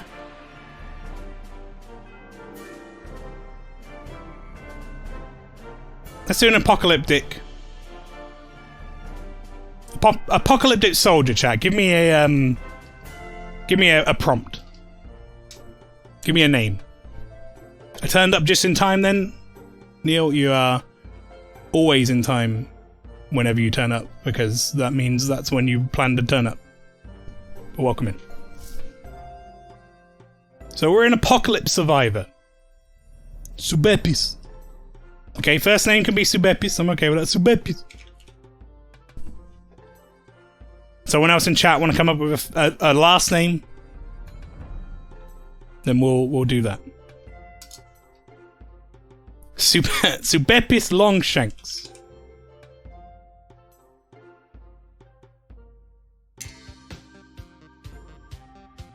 Oh, nice. Metroid music. You are Subepis Longshanks, a survivor trying to survive in a post-apocalyptic world by scavenging among the ruins of what's left. You have a backpack and a canteen. You haven't eaten in 2 days, so you're desperately searching for food. You enter a rundown building and search it floor by floor. Find a couple of cans of Spam, some rotten potatoes, and a dead body. Fucking just destroy it. Tornado that can of Spam. Eat that shit. Let's get in there.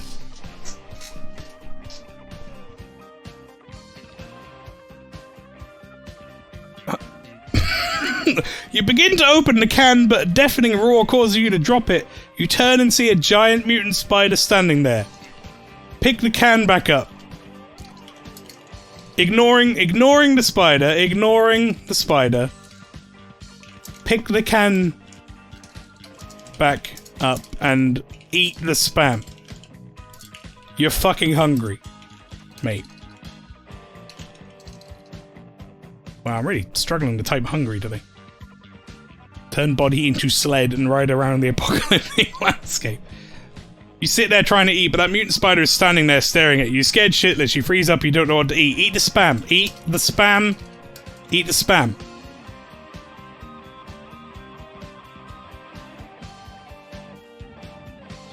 You sit there in silence, trying to ignore the terrifying creature. Its eyes pierce your skin. No, eat the Spam. You need to do this. Nope. Nope. I'm not letting you. There we go. You get a mouthful of Spam as the mutant spider tackles you. You fly 5 feet and get dragged another 10 as it bites your head clean off. Well, is that over? Are we dead? Dust yourself off.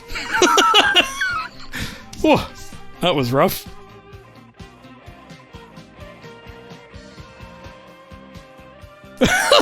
You gather yourself together and stand back up. You dust off your crumpled corpse, get your canteen, and get your backpack. What a day! The end. The end.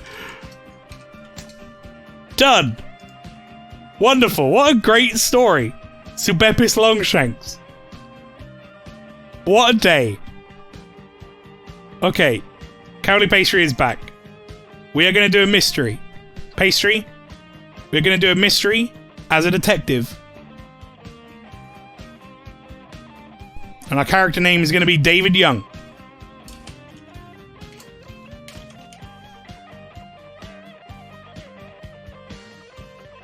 Here we go.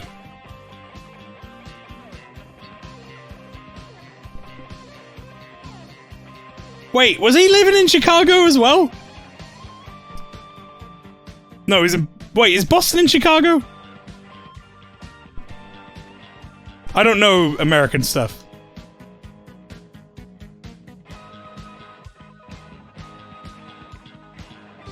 It's not far away, is it?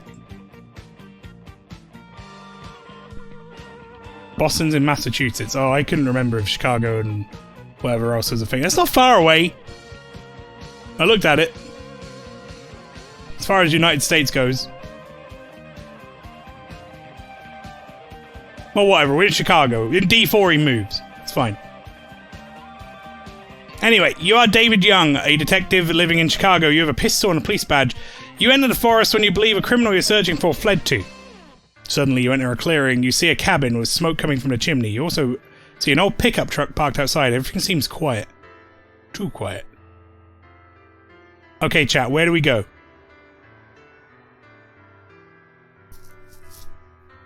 Went from eastern waters to southern waters, yeah, not that far. Ping, I don't fucking know. America's too big anyway. You guys have got too much land. I was looking at a Google map and it didn't look super far, considering the size of America. It wasn't like from one corner to the other. We need to find FK and Amanda. Call Kaysen. Call Forrest Kaysen.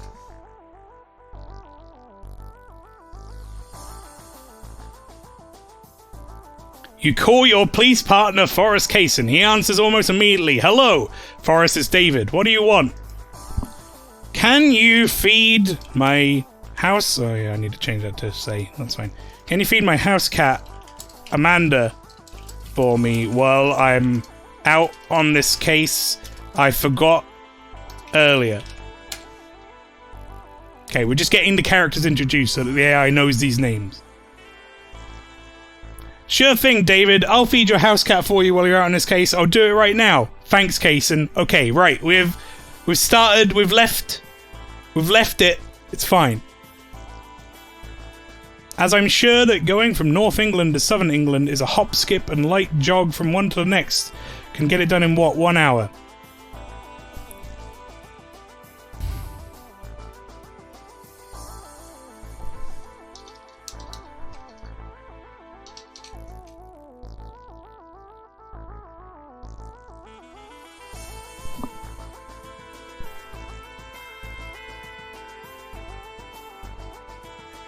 What is it, 14 hours in a car?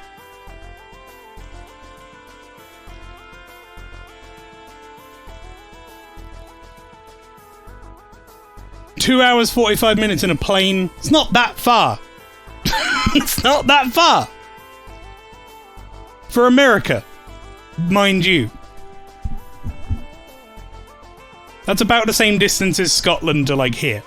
Which is not that far. Anyway, let's read this. The Amazon Lord of the Rings MMO has just been shit-canned. Wait, there was another one? We're not talking about, like, Lord of the Rings Online? From the center of the US to the furthest tip geographically is 8 hours via car. Cool.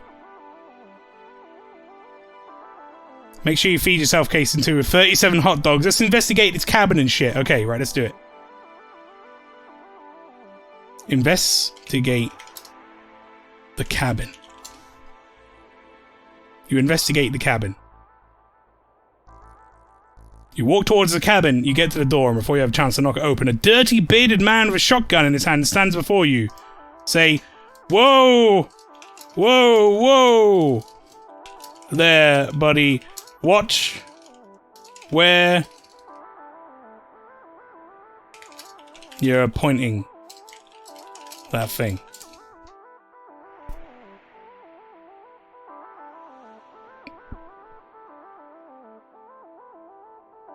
Get the fuck off my property, he screams, pushing you with the shotgun.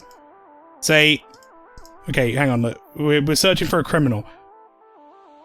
Is he the criminal, chat? That's the question. Do we want to make this guy the criminal, or is he just like a nice guy who doesn't want us on our property? His property, rather, sorry. Article in the server. Okay, Karlov. Solstice. I recognize that intro. Bum bum bum bum bum bum bum. Blow bubblegum. Blow bubble gum. It pops on my mouth.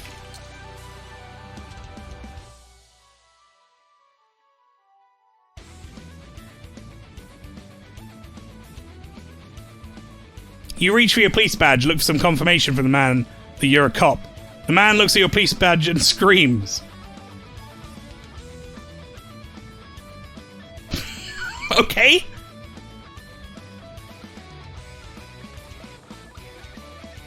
Cop! Drop! He raises his shotgun to your face. Drop it, you're dead, you command. Man fires and the screen goes black. The screen goes black.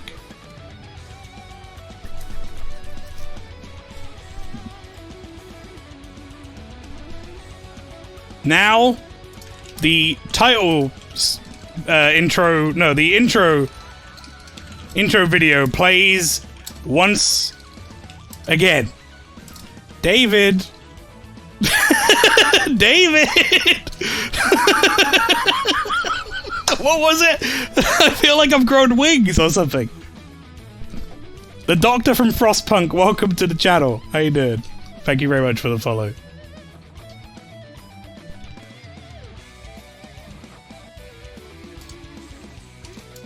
There once was a story of a man.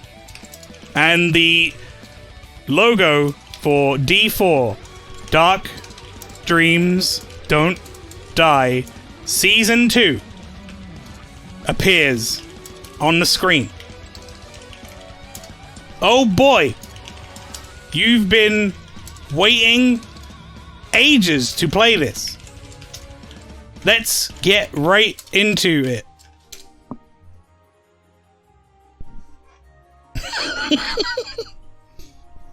Listen, the AI wants me dead. Oh god, oh no. Run from the AI, it's dangerous. Get the tinfoil hat. It'll protect you. You click new game and the main menu loads up. You have a choice of continuing your old save file, starting a new game, or playing a bonus chapter. A good day to die. Oh shit! Chat is writing me a new story! It's doing it! Let's play the bonus chapter. Select the bonus chapter. That sounds fun.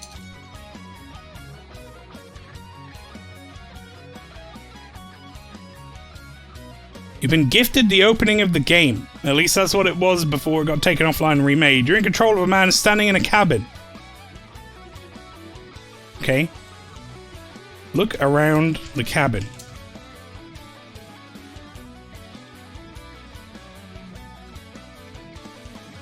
Wait, that wasn't a good day to die, so now we are dying again, but on a good day.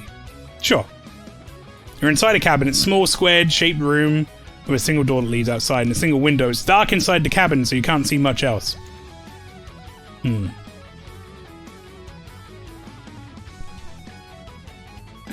Now what, chat?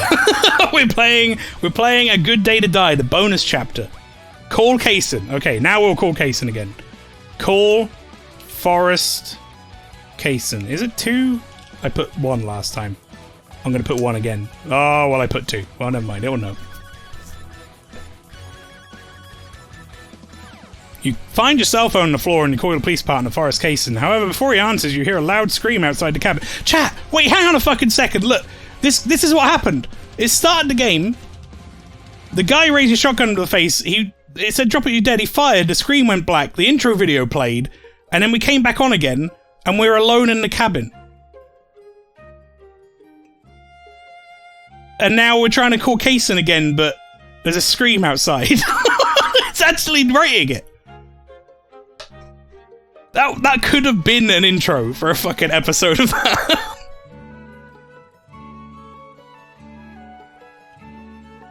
Run outside the cabin and investigate the screen. Wait, so it's the game from a different POV. So we're trying to make the AI write a new chapter for D4, the game from Swery that did not get finished. Because we want more. And so far it's doing something. Fucking wait, hang on, is this little Peggy? You run outside the cabin and investigate the scream. You exit the cabin and find a girl in a red hoodie tied up to a tree. You pull out the pistol from your back pocket and you slowly approach her. Is that little Peggy?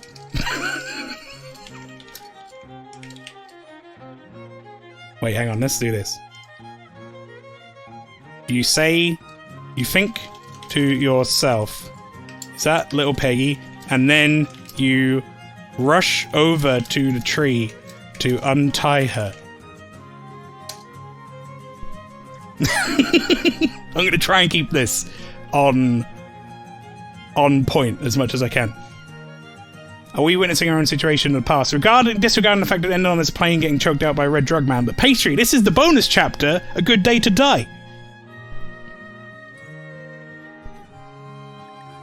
It's fine. When we restart our game, as it said, we can continue our old save, then we'll just be on the train, on the plane, right?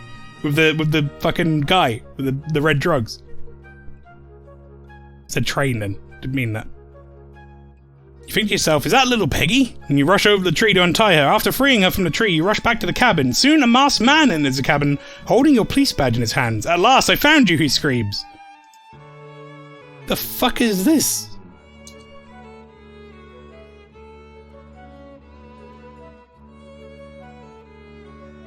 Before you can react, he shoots you in the head with his shotgun and the screen turns black. Well, that was a really short bonus chapter.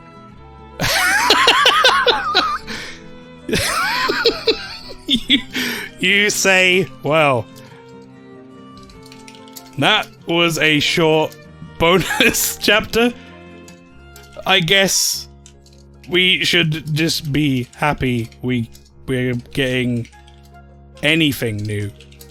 Really, I won't complain. And then you proceed to load your save and begin D4 Dark Dreams Don't Die Season 2 Part 1.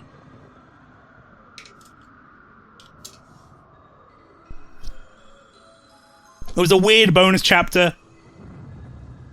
Hang on, retry. Don't you dare do this to me, AI.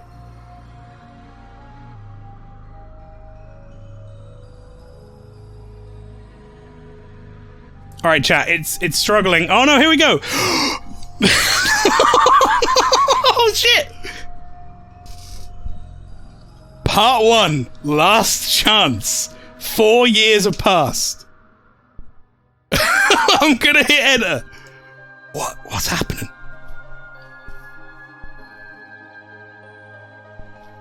This music has got me fucked up.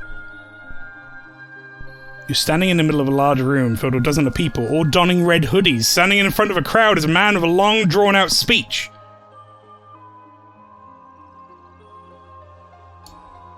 The man you recognize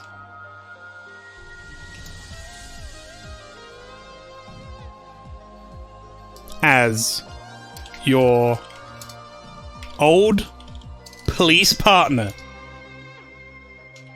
Forrest Kaysen.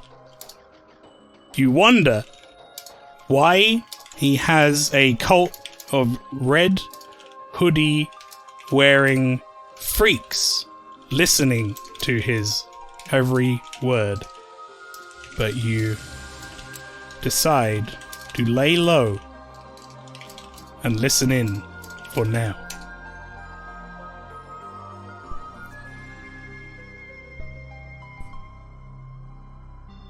How many of you experienced a death in the family recently, he asks. About 6 or 7 of the people raise their hands.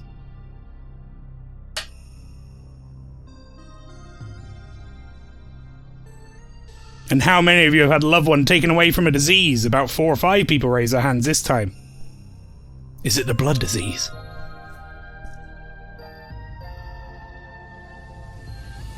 Well, you're all going to change that. We are the Red Hoodie Gang. Could have had a better time workshopping that name, Swery. And we give the afflicted a chance at life anew, at least for a little while. Chat, I'm going to be giving lots of story prompts on this one because I want to try and keep it on the straight and narrow here. What do you think I should do?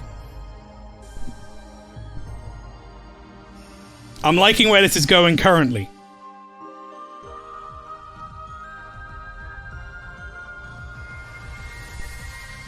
This is getting interesting. Some meta stuff.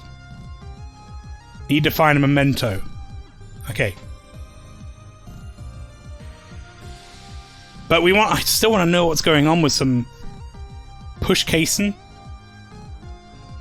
You move your mouse around the screen. There are credits all over the place. You collect them. These will be useful later to buy costumes and new hairstyles.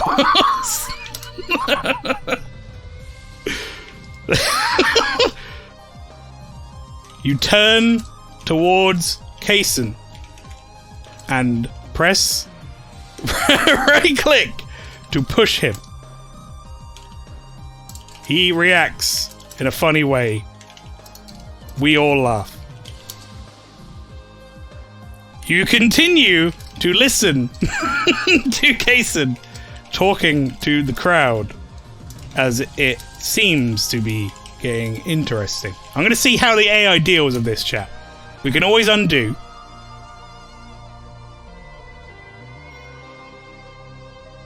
Oh my god, it's amazing! It fucking nailed it! You move your mouse around the screen, there are credits all over the place. You collect them. These will be useful later for buying costumes and new hairstyles. You turn towards Kason and press right click to push him. He reacts in a funny way. We all laugh. You continue to listen to Kason talking to the crowd as it seems to be getting interesting. Now I want everyone to welcome our newest family member, Little Peggy. The girl from the first scene walks out with a red hoodie. She waves at the crowd and they all clap.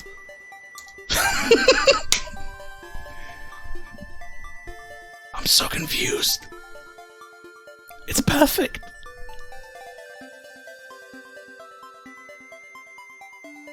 Let's start the ceremony. A chair is placed in the middle of the room. Please, everyone, take a seat.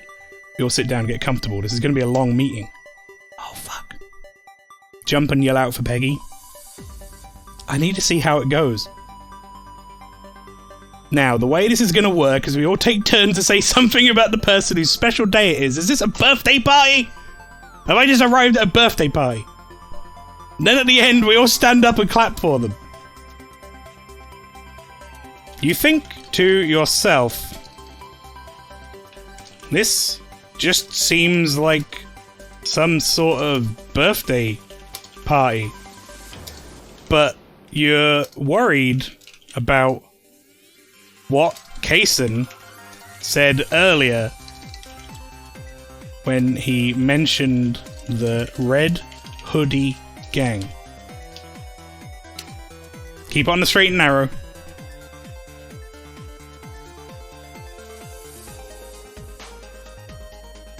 You're probably just overthinking it, but you decided to stay cautious. Person sitting next to you gets up and says, "My dad died in a tragic workplace accident." Well, I'm sorry to hear that. That sucks. Everyone claps as he sits back down. What we're gonna do is we take turns and say something about the person whose special day it is. The person sitting next to you gets up and says, "My dad died in a tragic workplace accident." Everyone claps as he sits back down. That's fucked up. Then the next person gets up and says, "My mum was killed in a horrific car crash." Again, everyone claps. Soon it's your turn. What the fuck is going on here? Everyone is clapping for these tragic events?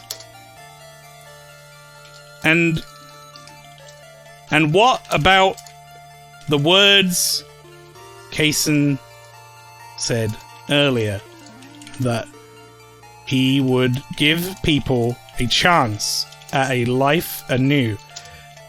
Is this some sort of resurrection cult? There we go, chat.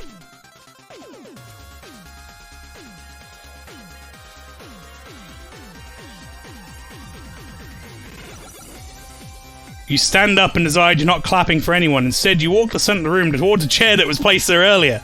Oh shit. David, he's getting in. He's getting in there. He doesn't give a shit.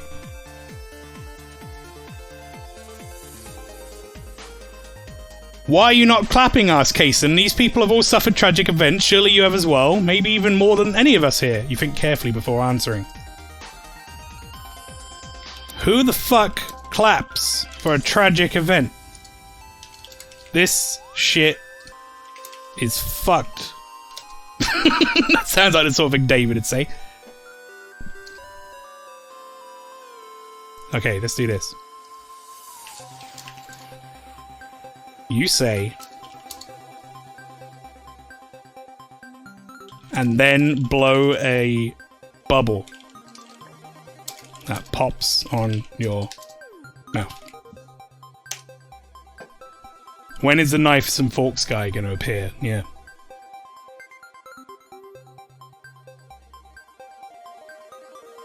You blow a bubble which pops on your mouth. Everyone looks at you and starts cracking up laughing. What, you ask, confused by the sudden reaction. He's new, says one of them. I am new. You're right. Okay, chat, start giving me some prompts as well, if you've got something you want to see. Let's start the ritual, they say, completely ignoring you. Your eyes widen as you push out the way. You look on in horror as the ritual starts taking place. Uh-oh. The ritual? Oh, fuck, I think I need to see this out. It's just Kason eating, yeah. Small child is shoved onto the chair in the middle of the room and strapped down. His eyes are covered, his ears plugged, his mouth gagged. Oh, boy!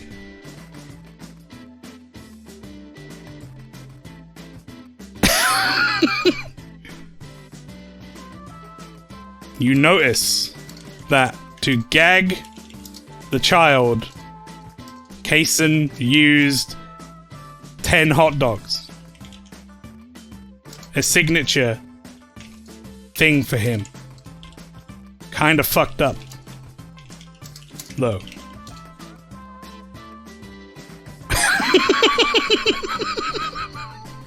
Let's begin, says Kason, as he pulls out a large knife. Oh my god, this is what D4 would probably do. With a mother-of-pearl handle and a blade made of diamond, he slashes the child's throat open and waits. Oh god, what did you do?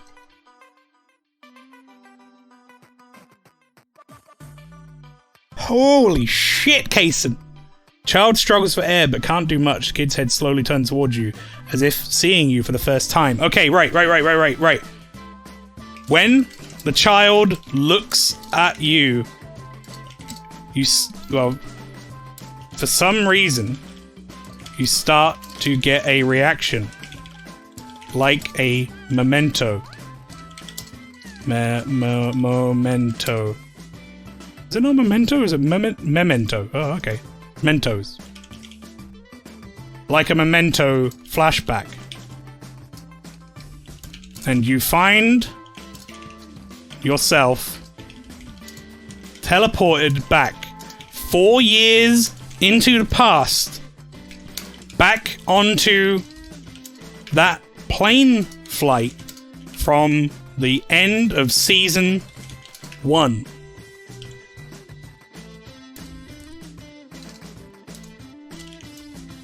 You are in the middle of a fight with, what was his fucking name? It was, fucking... shit, what was his name? Oh, god damn it. I'm gonna remember it. It was like Philip or something? I gotta look it up. Philip Cheney? That was it. Philip Cheney. Philip Cheney. In his grotesque monster form. Okay, right, chat. We're gonna try and bring it in. Gonna try and bring it back into season 1 now. A quick time. Oh, nice. Smash Bros for the win. A quick time event pops up on the screen, and the dropkick Murphy's music begins. I think it's gonna get fucked up with that. I need to give it slightly more. Wait, no, I'm just gonna hit enter. Fuck it. When a child looks at you, for some reason you start to get a reaction like a memento flashback. You find yourself teleported back 4 years into the past, into the plane flight from the end of season 1. You're in the middle of the fight with Philip Cheney in a grotesque monster form. A QuickTime event pops up on the screen. The Dropkick Murphys music begins. You know what to do. Time to finish this once and for all. Oh, fuck me. I'm so hyped. Press K to grab the vampire son of a bitch by his hair and throw him to the ground. Press T to take a swing at him, at the abomination with an overhand punch, or press R to punch him, or push him. Well, they've really changed the style of prompts here. You guys are going to need to help me with the prompts. These are different QuickTime events now. They've moved away from the mouse. They moved over to keys now. Oh, there's a lot of people saying R. Push him. Okay. Press R.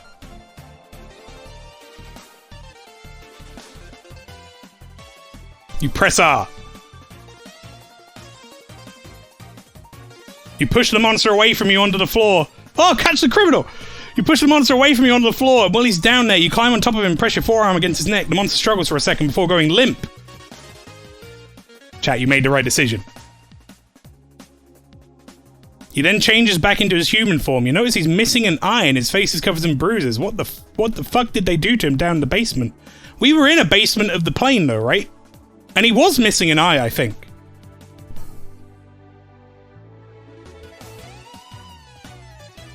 What? Missing an eye? Says Pastry.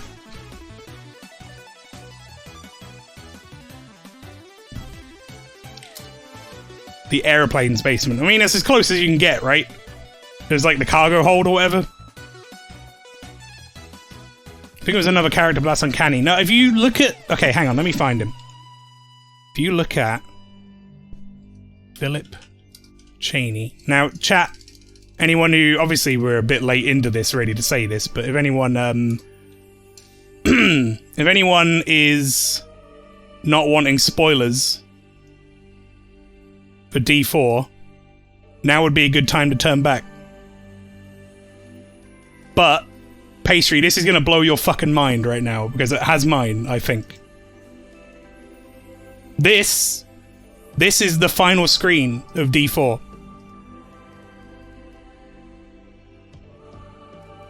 And he is missing an eye.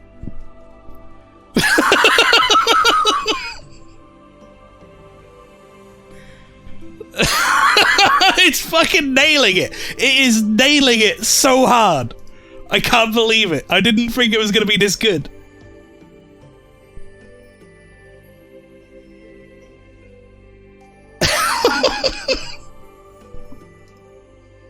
Need to like tweet this section.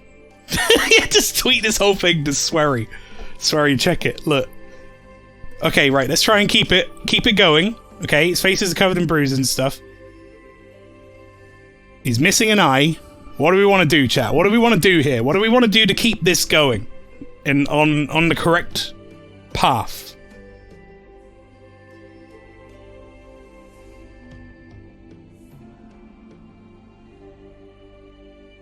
No, I don't want to interact with him again. Unless we're going to talk to him. But we need to now give it... We need to now give it enough information.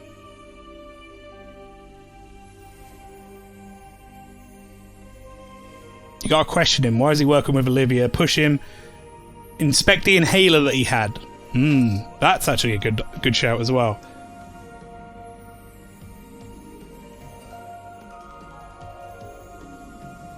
Okay, right, hang on. Let's inspect him. Philip, it's over.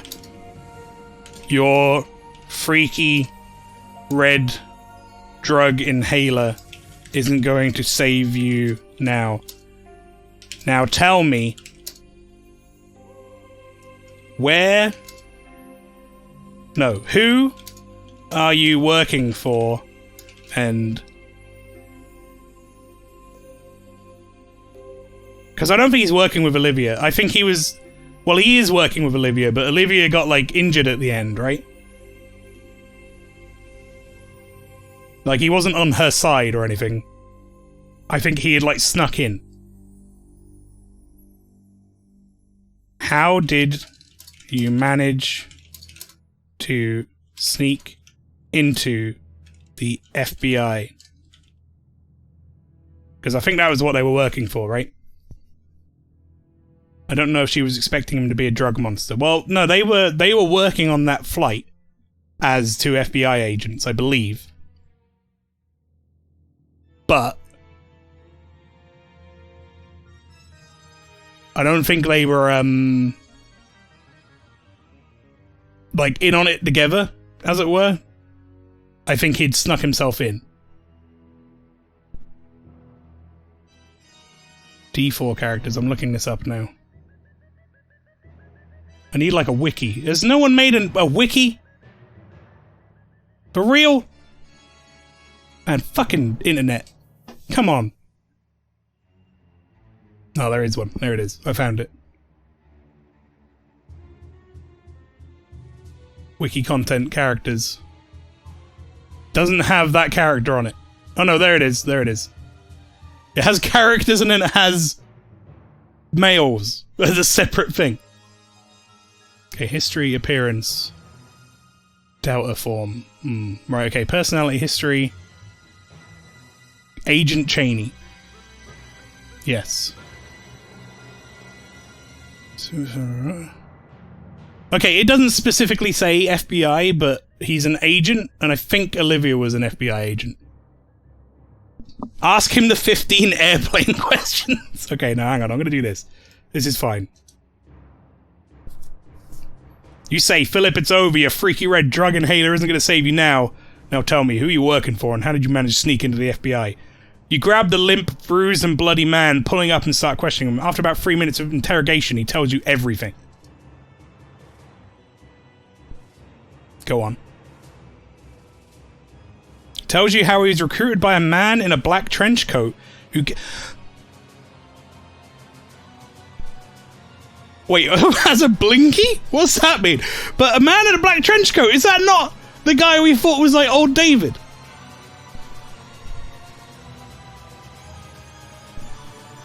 You know the guy I'm talking about, chat? Fucking... old David? Peggy's adopted dad? Was that the same guy? Because she said she had two dads.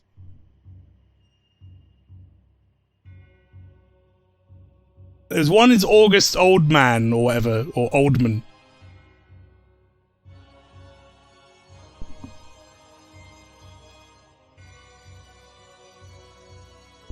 Who gave him a red crystal that he could use as a blinky. Chat, what is a blinky? Is that supposed to be like a binky?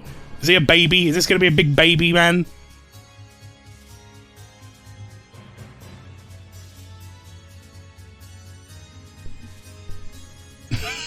It's just like it's just like Deadly Premonition 2. Isn't that like a pacifier? That's what I thought as well. And inhaler. Okay, we need to ask him what the name is. Let's just say, old man in a trench coat. Do you mean... Okay, well, hang on. I need to find out what his actual name was again. Street term for gun? What?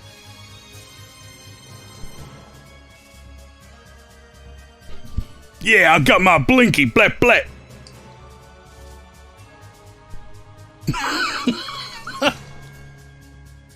August Oldman is the guy I'm thinking of.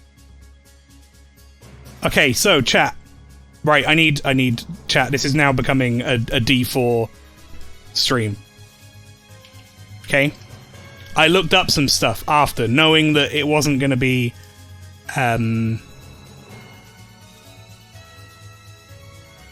it wasn't going to be like any more stuff happening, right? First off, there is a fan theory, right, that there is this fan theory because of the mole on the cheek. I don't know if I buy it or not, but it's possible that this could be a younger Kaysen on the right with Peggy. Okay? And then the obvious other fan theory, and the theory that we all sort of agreed on and thought was probably correct, is this one. This is August, old man, whatever, on the left, and David on the right. And we thought this is probably like future David.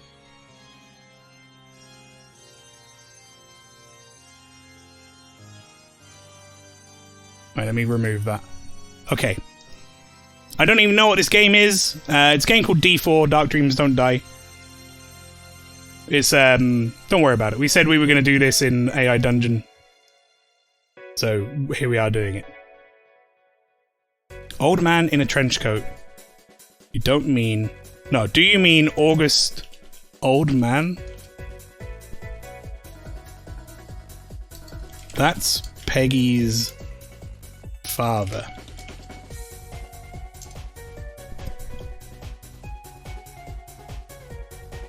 Magnet Man. You immediately call for an agent and inform them to search August Oldman's house. You then head over there with a witness who positively identifies the house. Insane game that sadly never got funded to be finished as a series, yes. And we played it like last week, which is why we're all hyped up on it right now. The house is searched from top to bottom, including the basement. Give me more. During the search, they find several barrels of gasoline with empty vessels next to them. They quickly confiscate and the agents move on.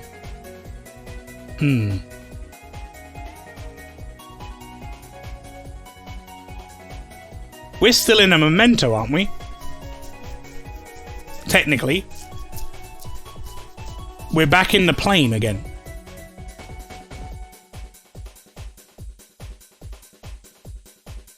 Did they find any fart trumpets in the basement? So I guess we... Okay, right. Here's what I think happens here, chat, okay? So here we have that we were doing all this. We figured out it was August Old Man. We woke up from the memento in the fucking bathtub or whatever. And that's when we told them to search his house. Seems all the evidence of the red crystal used to make the drugs that Philip Cheney took were missing. Let's just give that as a prompt.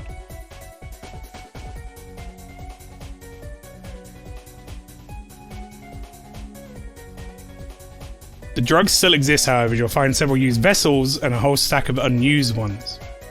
Okay, so that's what I meant by vessels. Order the agents to take the vessels as evidence. You might be able to use one as a memento.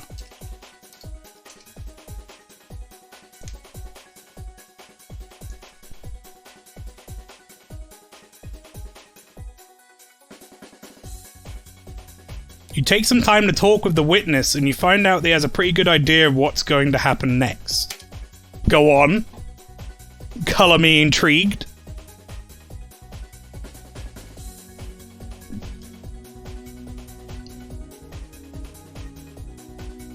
He says that the terrorists are probably going to meet up at the warehouse on the edge of town. He doesn't know the specific location, but he says there's a good chance of hiding out there. Terrorists. You think to yourself, this is how we cheat. Does he mean that red hooded cult that I saw earlier being run by Peasant?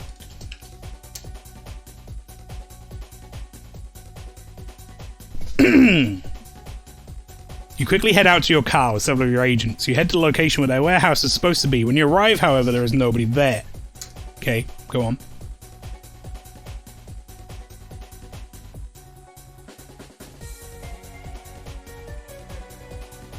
There's no signs of struggle, no tire tracks, no footprints, no witnesses or anything, as if they literally disappeared into thin air. You curse and have a look at your cell phone. Oh fuck, is Kaysen phoning me? That's gonna be awkward.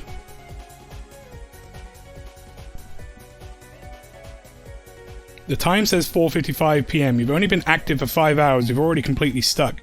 You've lost the terrorists and no leads on where they could be. Call Kaysen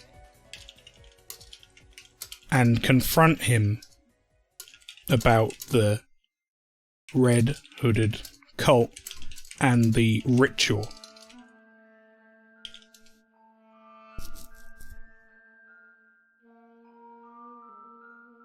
You decide to call the one person who might know something, Forrest Kaysen. When he answers, you don't bother with pleasantries. Hey Forrest, it's David. What do you want? You know what I want, you son of a bitch. What were you doing with little Peggy when she was a child? I saw a flashback in a memento. It seemed you were running some kind of ritual in a cult of red hooded freaks.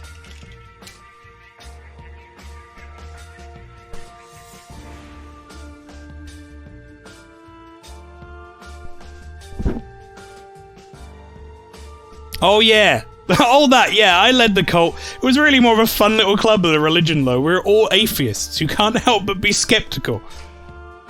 Kaysen, I saw you slash little Peggy's throat with a blade. But she didn't die.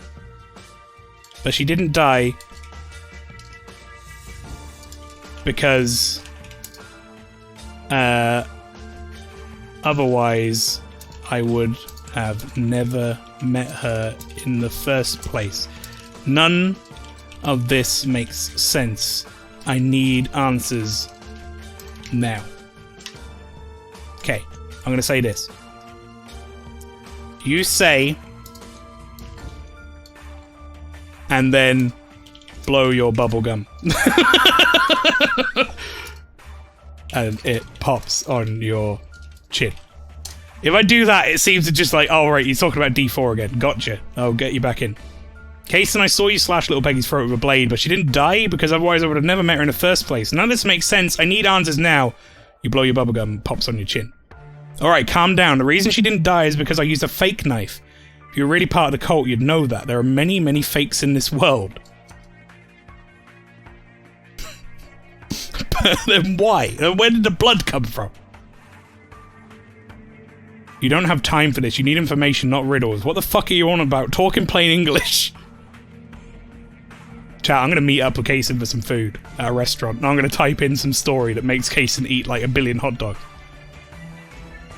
I'm saying the cult was a fake. I was just doing it. It was just us doing some light role-playing.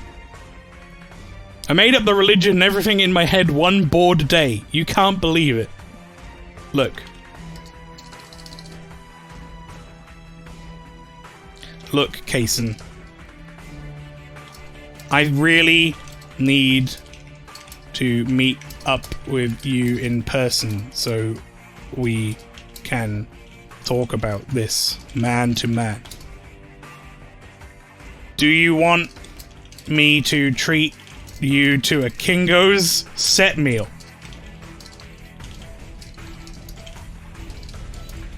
I know you love your food.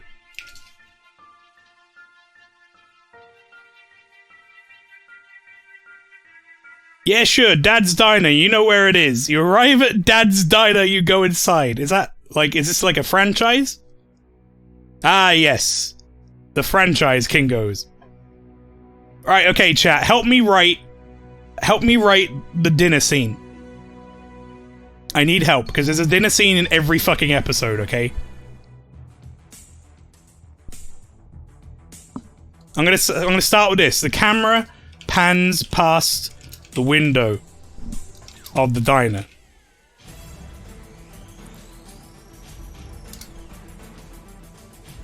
Before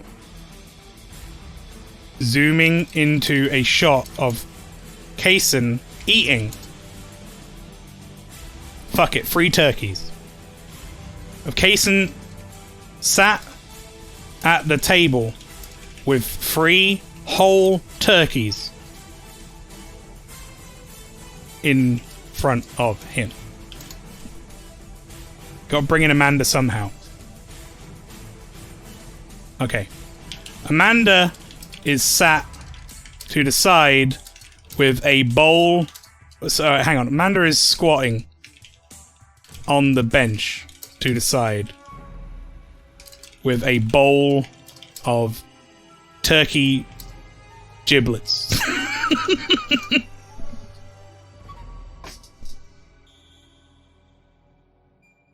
You are using a cheese grater. Okay, I'm into this. Cheese grater. Well, that's not how you spell that. It's grater. To grate shreddies into tomato soup. Good work, Tom. I quickly searched up D4 to at least know a bit about this. I quickly checked images as well. What the fuck is all I can say? If you like weird but also wonderful video games, I recommend it. However, I also don't recommend it because it never finished. It was supposed to be like 5 seasons and we got 1. 300 Kingo set meals and he inhales them like Kirby. Okay. Next to the... Okay, I'm going to actually change this before zooming into a shot of Amanda squatting on the bench to the side with a bowl of turkey giblets. You are using a cheese grater to grate shreddies into tomato soup. Kaysen, we're going to do the whole thing here. Kaysen is sat at the table with 3 whole turkeys in front of him. Like, if you take it 1% serious, you're going too far. Goofy, non-serious kid. I mean, it's like you need to suspend your disbelief to enjoy it, but I don't think you need to not take it seriously to enjoy the game. I think you can still enjoy the game as like a murder mystery. Kaysen is sat at the table with 3 whole turkeys in front of him and 300 burgers. I'm just going to put burgers, because if I put Kingo set meals, it's going to get fucking confused. We all know what it is. 300 burgers piled into a mountain. Kaysen just starts inhaling the burgers. And they fly through the air into his mouth. The knife and forks guy appears to serve the table. We could do that. Add a new side character? Maybe we will. Roland Walken, yeah.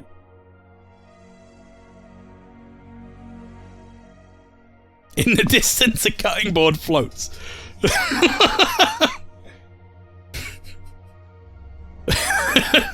So good.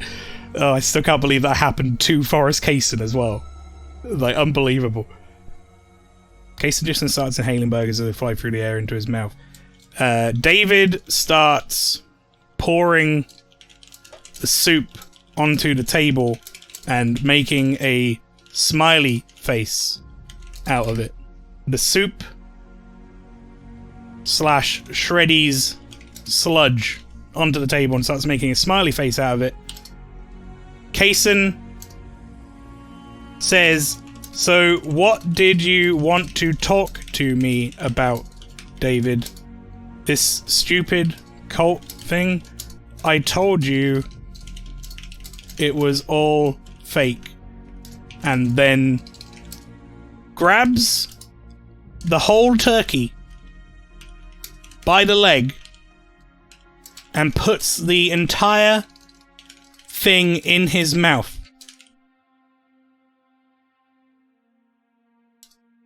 He then pulls out all the bones, completely stripped of meat, from his mouth and puts it back on the table.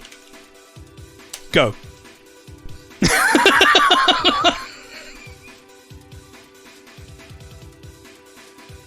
It's fucking nailed it. It didn't care about the meal. That's all I wanted. I wanted it to not care about the meal and just start the conversation.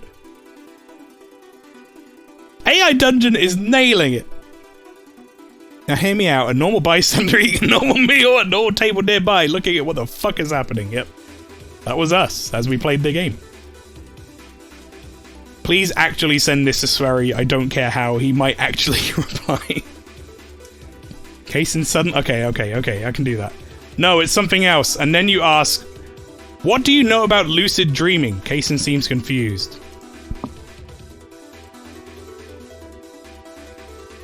Hang on, do. You start turning the soup smiley face into a frowny face and back again while talking to Kaysen. I think maybe my mementos are a form of lucid dreaming. Let's see what happens.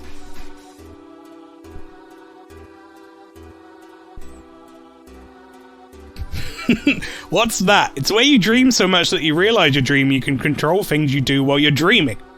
I mean, that's exactly what he does. Okay, do. Kaysen pulls out... I'm going to steal this from Tom. Pulls out a giant cauldron of spaghetti and starts winding it onto a fork and just keeps going until the entire thing is on a single fork. Then he somehow unhinges his jaw and forces it down his neck. You say it's exactly like how I can change the past during a memento flashback. But unlike lucid dreaming, I wake up with remnants of the past having come forward with me. Right. It doesn't matter that it says you, that's fine. Kaysen pulls out a giant cauldron of spaghetti and starts winding it onto a fork and just keeps going until the entire thing is on a single fork. Then somehow hinges his jaw and forces it down his neck. You say, it's exactly like how I changed the past during a memento flashback. Unlike lucid dreaming, I wake up with the remnants of the past having come forward with me. I think I get it. So you're saying you're actually living your life in the past as a ghost, and wherever the past resets, you come back to the present with some memories of it. This is great D4 conversation, though. This is, like, perfect. I'm not going to stop doing what I'm doing. I'm gonna continue typing more, like, stuff happening while the conversation's happening. How the fuck is AI Dungeon keeping up? It's really doing a fucking amazing job, I've got to say. I actually want to make this as, like, a fan game. I would make season 2 of this easily. Alright, okay, what happens next in the thing, chat? Amanda hasn't done anything yet, okay? So, chat, I want you to tell me what Amanda's going to do at the table. That's going to end in some sort of shenanigans. A reminder that Amanda is a cat who's also, like, a person. Because we don't know. Do the meatball thing. The meatball thing? She has to try and steal Kaysen's food. Amanda steals our memento and crazy chase scene starts. Starts swatting at David's hand while he's in the soup. While he's in the soup. I'm in the soup. It's me, David, I'm in the soup. Clam chowder. Also, Pastry, what do you mean the meatball thing? Hang on, the meatball falls off and Amanda goes for it. I gotcha, okay. A meatball falls off. I'm going to try and put some of this in chat. All of these bits, various bits and pieces you put in. A meatball falls off Kaysen's plate because it's in the spaghetti. That's what I'm going with. Okay, it's like spaghetti and meatballs. Meatball falls off Kaysen's plate onto the floor, and Amanda jumps for it. But it hits David's shoe first, and Amanda claws David's foot. Right? That seems like something that could happen.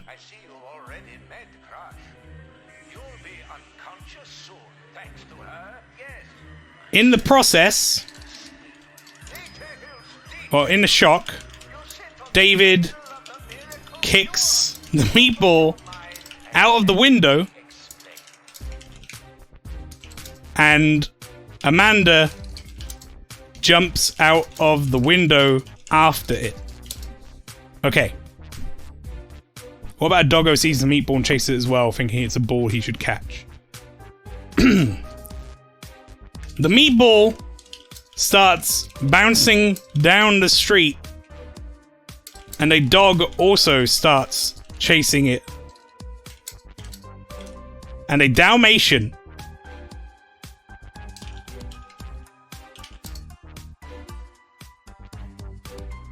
dog also starts chasing it with Amanda.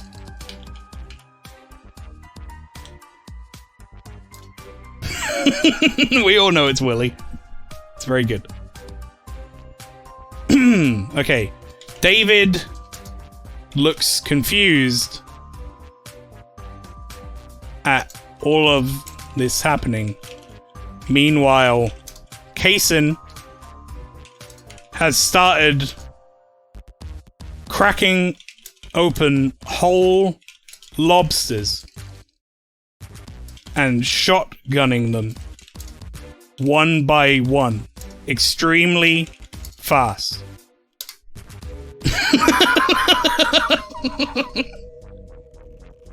You say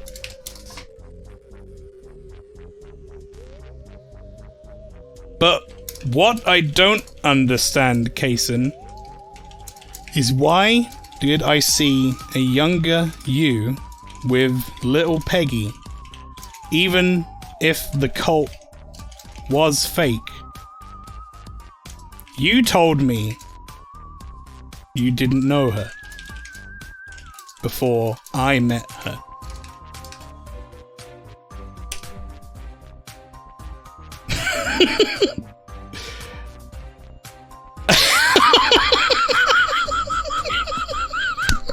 I need to read. Hang on, I gotta read the whole thing. Right. So wait.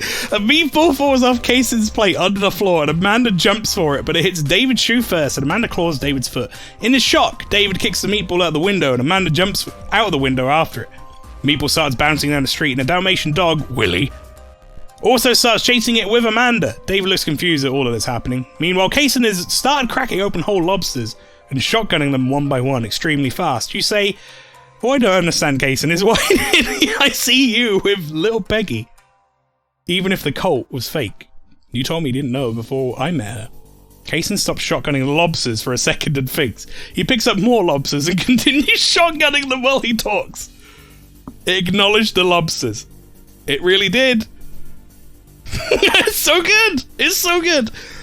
I'm not sure. Maybe I lied to you, but why would you lie to me? We're friends. Kaysen stares at you for a few moments. Alright, I want more before we do anything else.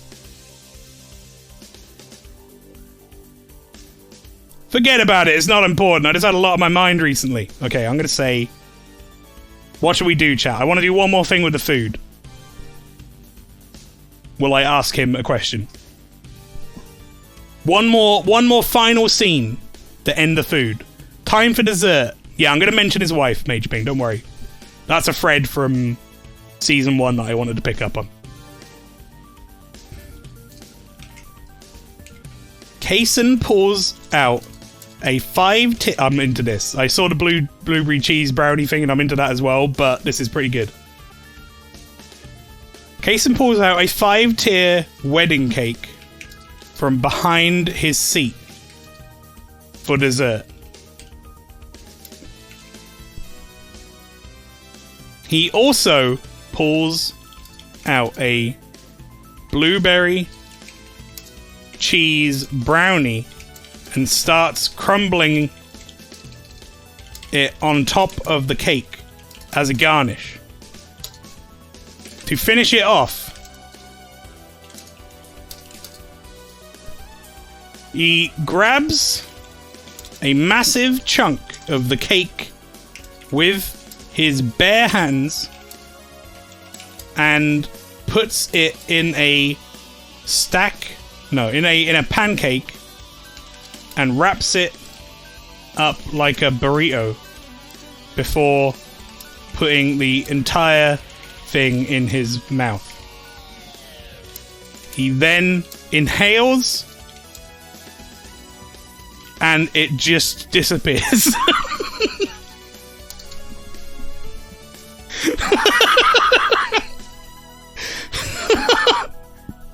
You say you still having problems with your wife? You said the other day that it wasn't a big deal. What's up with that? Okay, Kaysen pulls out a 5-tier wedding cake from behind his seat for dessert. He also pulls out a blueberry cheese brownie, starts crumbling it on top of the cake as a garnish. To finish it off, he grabs a massive chunk of the cake with his bare hands and puts it in a pancake, wraps it up like a burrito before putting the entire thing in his mouth. Then inhales and it just disappears. You say, are you still having problems with your wife? You said the other day it wasn't a big deal. What's up with that? Oh, it isn't a big deal. I'm just an idiot for overreacting. What happened? Kaysen gets a bit quieter and answers. We just have different views on the future.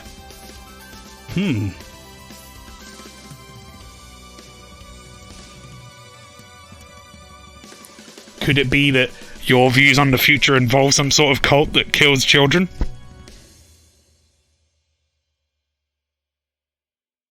Kaysen ends a bit quieter and answers, we just have different views on the future. You don't know exactly what he means by this, and decide not to question him further as you have a habit of pushing people away when you're curious about things. Meanwhile, someone from the street comes into the restaurant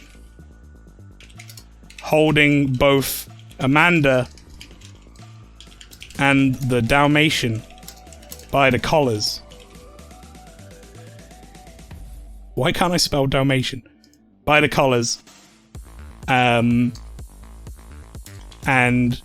David and Kaysen both look over and laugh. The scene fades to black. Done.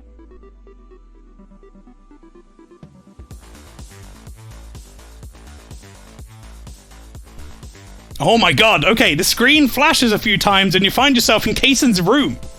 You must be dreaming again. You decide to have a look around. Oh my god, shit.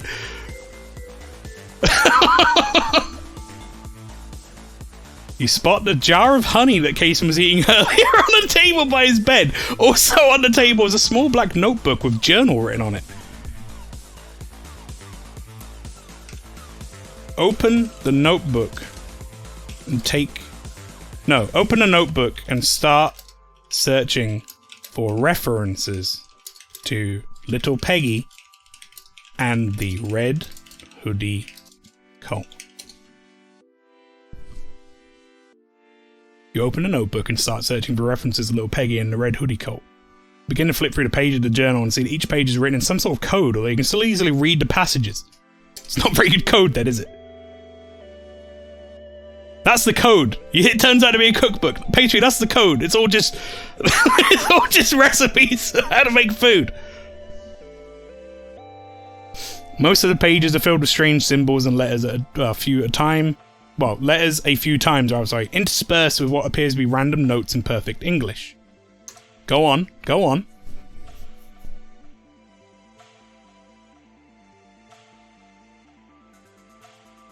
You can make out a few of the passages and notice they are mostly about Kaysen's work at his job, but mixed in with strange ramblings about Dali, Banksy, and several local celebrities. This really is a sweary game. There's gonna be something about, like, Tom and Jerry in there.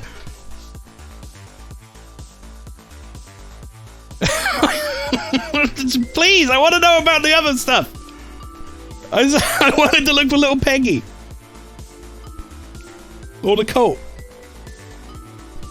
You flip towards the end of the journal and find a few scattered entries about some events that have already happened.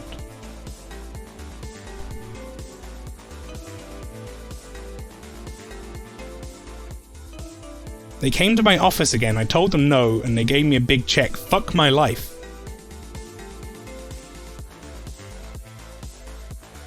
Huh. My wife just left and took the kids. Not negotiable, I guess. I should have seen it coming, but it still hurts like getting stabbed. Oh fuck, Kaysen wasn't... Kaysen, some weird shit was going on. You think to yourself, a big check? What the fuck was Kaysen wrapped up in that required a payoff? Also, his wife leaving him seems like a bigger deal than he's letting on. Also, he has kids?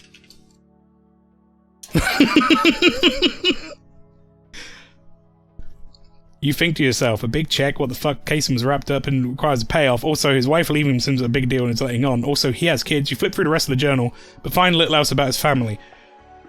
Look through the final passages for anything about little Peggy.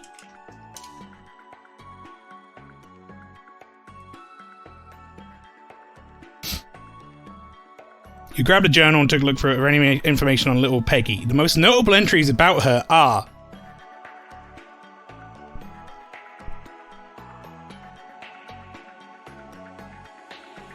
Little Peggy moved in next door. She is very cute but painfully shy girl. I brought over some cupcakes to introduce myself. It went great. Did he, like, inhale him?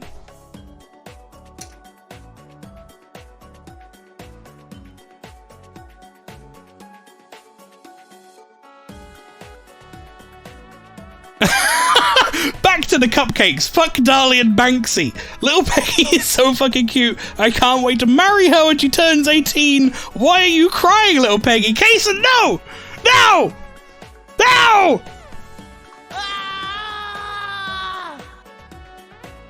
It's worse than I thought!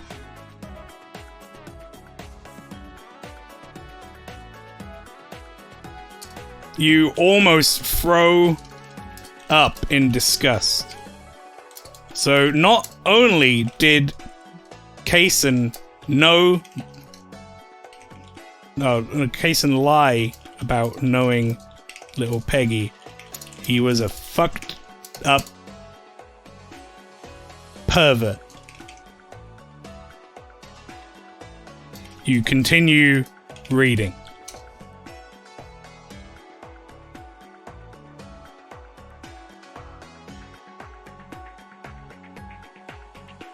Me, little Peggy, and Amanda went to the park today.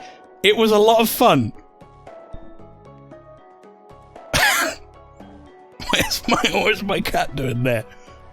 What is my cat doing there? What's my cat doing there?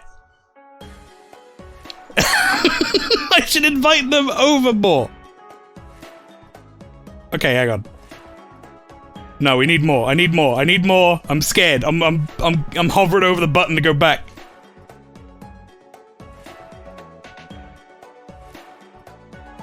Me and little Peggy played kickball in the house today. It was a lot of fun. She is so much fun to be with. I love her. Okay, hang on. Hang on.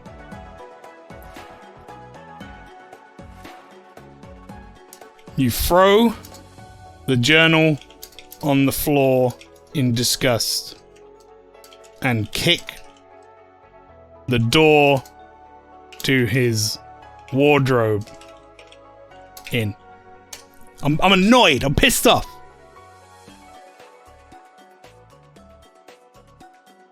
You then scream "fuck" several times. Rage, thy name is banned. You hear a voice say as you feel something hit your head, knocking you out cold. Chat, I hate to do this to you, but then on the screen, as it fades to black, say the words "to be continued." The end.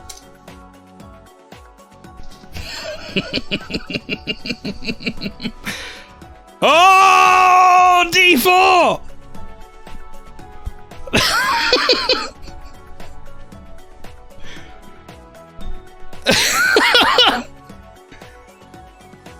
There, a perfect episode of D4, except for the 30 minutes where you do aeroplane quizzes being missed out. Yet, cut and print this off to Swery to send it to him. All right, chat. I'm looking at the time. I think we've got time for one more story. I want you guys to select this. Let's say fantasy and mystery and apocalyptic are off the table. Actually, Halloween is also off the table. I want you to do one of these four.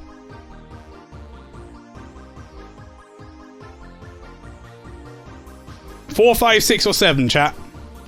5, 5, 5.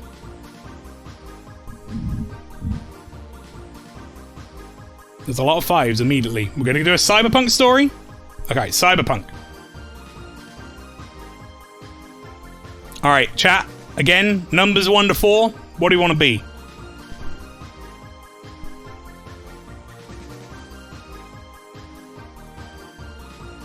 Four, 2. 4 again. God, I can't believe how fucking well that went, by the way. I was not expecting AI Dungeon to, keep up with any of that. It really fucking nailed it. I'm not gonna lie. It fucking nailed it. It was so good. Do you remember the bonus chapter? It's like 2 seconds long. We just got knocked out in a cabin. And it was over. Alright, I see more 4s than anything else, so let's go with 4. Enter your character's name. Alright, chat, just start throwing suggestions out. And I will pick the ones that I like and I'll mix them together and we'll do other stuff.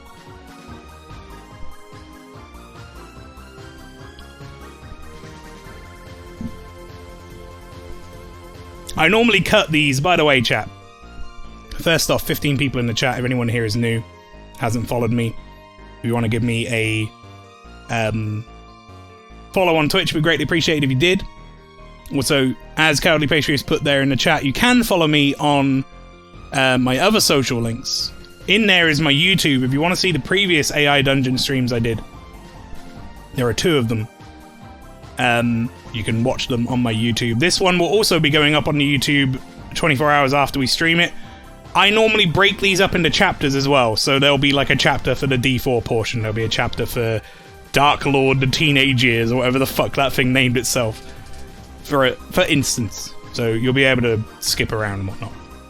And you can also follow us on the Discord as well, Pastry has put again the link there. That's vot.gg/Discord. That's the Vikings of Twitch if you want to come and join us. We are a 4-man group who all share the same Discord together, along with a bunch of other really funny, cool people, so come and join! At least you didn't cut down a tree and crush your sister with it yet before performing German suplex. Zog, okay. Hurley Finangle Biscuit. Finangle Biscuit. Anne-ti-bepis. Oh wait, Cyberpunk name. Next time we do AI Dungeon, we should definitely continue the D4 story. Yeah, we'll do D4 Season 3. For sure. Android. Bepis bot. Okay, right, we have Zog. Will be Zog.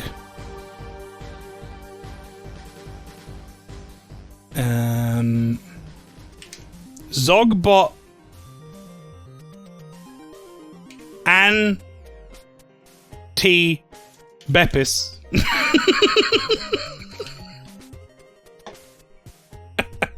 Hackerbutt. Okay, I'll take that as the end.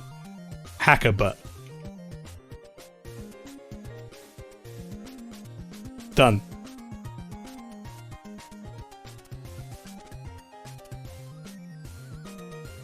You are Zogbot Anne-ti-bepis Hackerbutt, an android living in futuristic city of Zale. With a laser pistol and a hollow band, you're a security android created to provide military-level force for corporations wealthy enough to purchase you. As you stand protecting a shipment, you realize just how boring this assignment is. Your next thought is your final one. A laser beam blows your head apart. The end. So, fucking... Where do I go from there?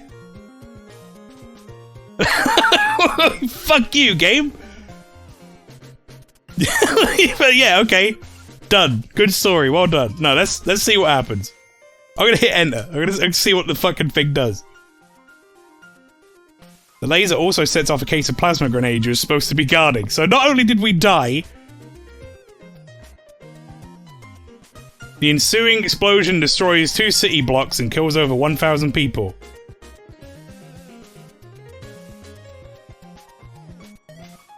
You wake up in a hot sweat, at least the android equivalent, after such a terrible nightmare. Yeah, fuck you, game. How about you fucking do one? Try to kill me off. You've been having this nightmare on and off for a couple of months now. There we go, chat. We are alive. I've given us life again. It always ends with you getting your head blown off. You are Zogbot 7. You have been aware of your upcoming assassination for weeks now. I'm Zogbot 7. You have tried to prevent it, but fail every time due to jamming devices the humans are using. Tonight, you're gonna try again. Alright, chat, what do we do? We need to prepare. There's an assassination. Can we not just, like, encase ourselves in, like, concrete or something and be safe?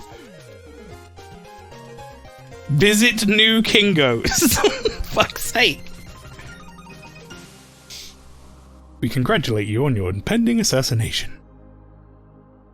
Wait, we failed preventing our assassination already multiple times. Well, we're a robot, right? So we're Zogbot 7. We've been assassinated 6 times already, is what that's how I took that down. We need to go down to the Temple of the Gun Lord and equip ourselves with laser skin.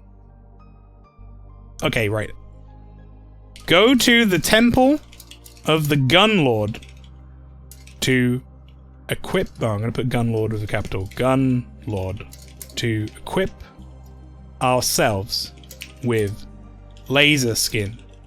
Down in the depths of New Kingos. There you go. You... Right. I'm gonna write this as story, okay?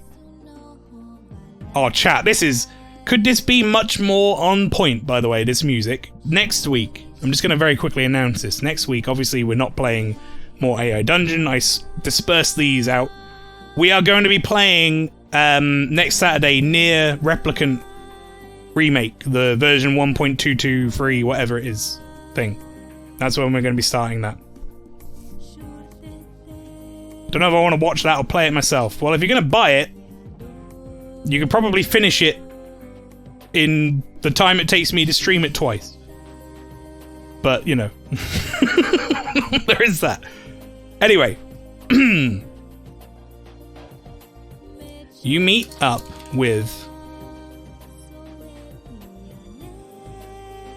the secretary bot of the Gun Lord. Her name is Robo Amanda. There you go. I take everything from the chat just now.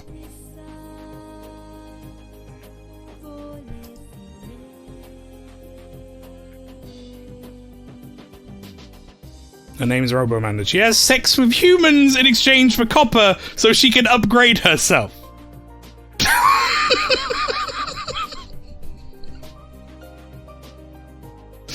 Oh no.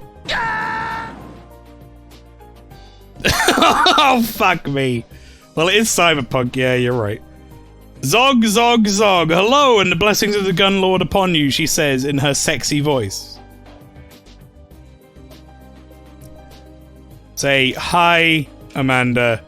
I'm here again to get another upgrade. Seems those assassins haven't given up yet. Where is the Gun Lord? I need to speak to him. I'm just gonna gloss over the fact that she has sex with humans. This is Gerudo Valley, not near. No, this is near. You say, hi Amanda, I'm here again to get another upgrade. Seems those assassins haven't given up yet. Where is the Gun Lord? Need to speak to him. Zog, the Gun Lord is at the spaceport on a buying trip. He won't be back for 2 months, Zog, she says. Well, can you help with this upgrade? I need laser skin. I'm so excited for Nier, me too. I fucking love Automata. I played the original Nier Gestalt technically, but it was so long ago now that I fucking remember basically none of it. I'm down for this, like, remaster. It's a game that deserves a remaster, I think. Zog, I can't. The other androids would find out, Zog. What about the other humans, you ask? Let's not ask her about the other humans. In fact, actually, scratch that. I don't want to hear about your human friends. Listen, Amanda. You gotta do this for me as a favor. Well, I don't want to die again. I've never experienced any Nier games, seen bits and pieces, but never observed the story, just know it by name. It's a good game. I think Automata is probably the easiest one to get into, though, if you're ever looking to play it. Zog, Zog, Zog, she says in an agreeing tone. I will get some laser skin to you. You'll be the only android to have it, though, Zog. Thanks, Amanda. Nice.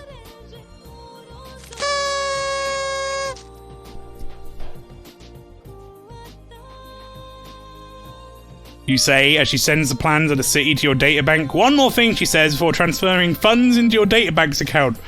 Amanda, what are you doing? This is... Amanda, I feel like... Has she gone wrong? I came in here to buy... laser skin. Why are you sending me plans to the city and transferring funds?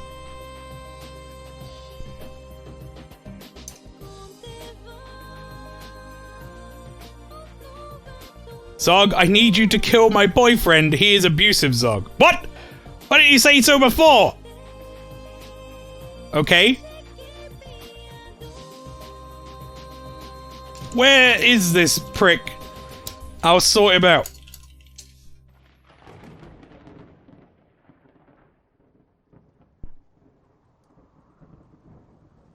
He lives in the slums, Zog. He's a thug for the local drug lord there. You know where that is, right?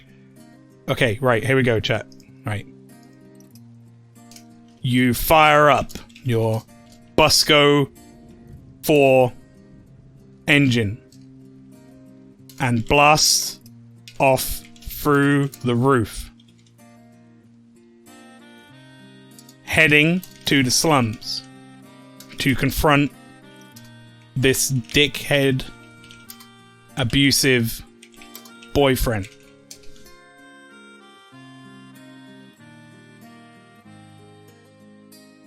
You arrive, and the stench of shit and piss is overwhelming. You begin to wonder why humans choose to live in such terrible conditions until you remember money and privileges exist.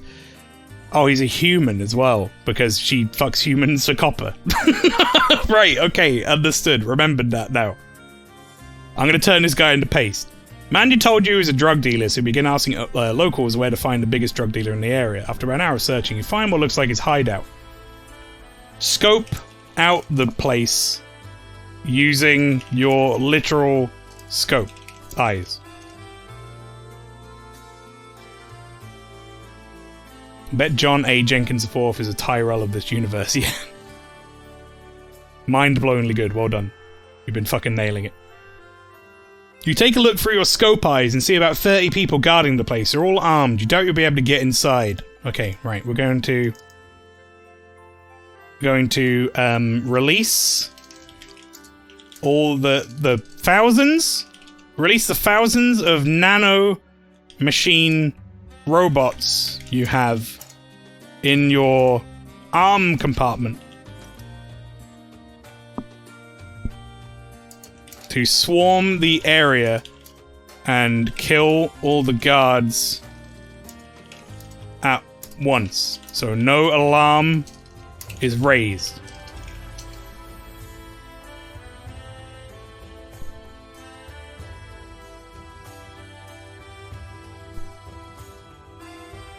Honk the clown horn.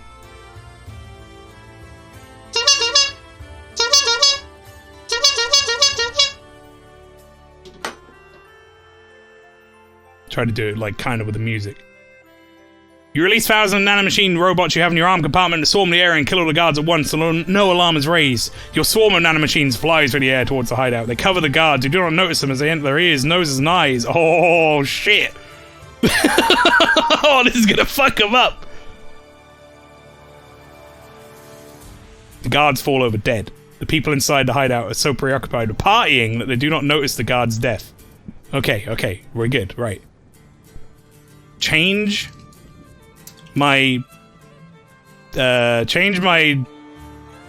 entire body so I look like one of the guards. No, so I am disguised as one of the guards. That's just something we can do, chat, because we're Zogbot 7. You walk into the hideout ready to take them by surprise. Casually walk around the party and get an idea of what is happening inside.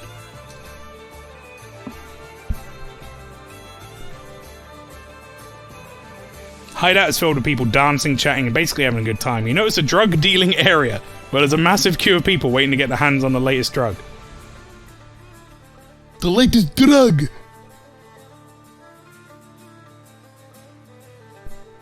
On the far side of the hideout is the fight arena. Massive crowd watches two people fight in a cage for another type of drug the dealer sells. I'll have a hit of the blue dream, please. Okay. I'm go on. Sure. You hear a voice say. You look at who is talking. You know it's a very muscular, bald man wearing gold sunglasses. He reminds you of a certain type of man you hate. Fuck off! Oh, you're making a mistake. You say, walking past him. Oh, it's me. I said that. Why did I say that? What was that? He says, annoyed as he turns to look at you. I said, fuck off. Piss off, fuckface, you say angrily. Turn the man into paste using your energy beam. Hand cannon gun. You turn the man into paste using your energy beam hand cannon gun. Your anger takes over and you fire an energy beam from your mechanical arm straight through the man's chest. You turn him into crimson paste which stains the wall behind him. Shit, yeah. Crimson paste. The man's entrails splash to one of the women by the bar. The entire room is silent for a moment before the room erupts into chaos. Uh-oh. No, they're not fine with this. This went poorly for me. I need to find the boyfriend, though. Quickly jet over to the drug dealing area and find Amanda's abusive boyfriend. Make a cool quip about it not being the right shade. You jet over to the drug dealing area. Red lights blink on the large amount of pills, and you are met with a large amount of armed guards. Hey there, friend, what brings you here? Eviscerate all the guards at once. Just get rid of them. I'm fucking OP now. I don't care. Take a deep breath, focusing on your hands. You feel them tingle as you sharpen them into blades of pure energy. You swing them hard, releasing 2 energy blades.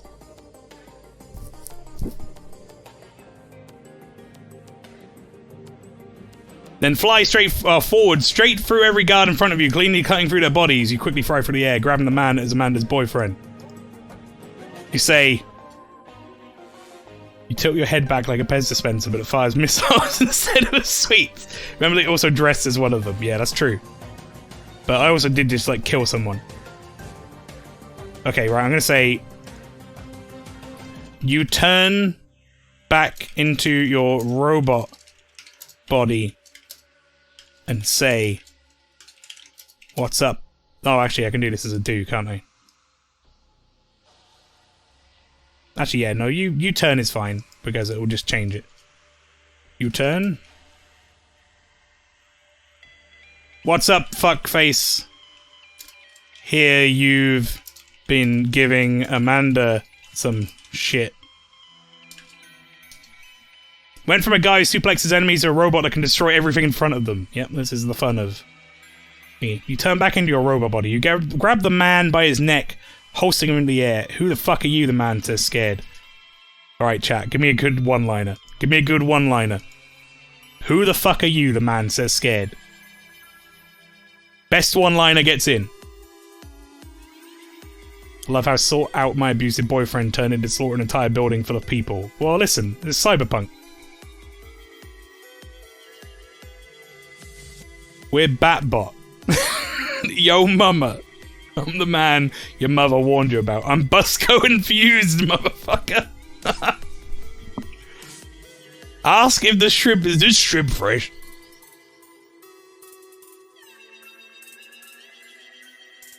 Fucking, I still can't believe that. Busco and Fuse should get it. I like both of them, and I want to try and combine them into some... Okay. I'm gonna do this. I'm a Busco... Okay, here we go. Infused motherfucker. The one your mother warned you about. There you go. That ties. You say I'm a Busco infused motherfucker, the one your mother warned you about. I'm a fucking what? Wait a minute, the man says before you interrupt. I know you're an asshole who constantly beats up Amanda, you say angrily. And I'm about to send your ass to the wildcard dimension. Alright, chat, also, very quickly, very important.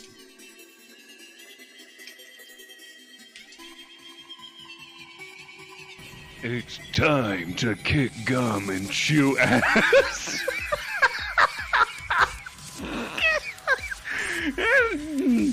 and I'm all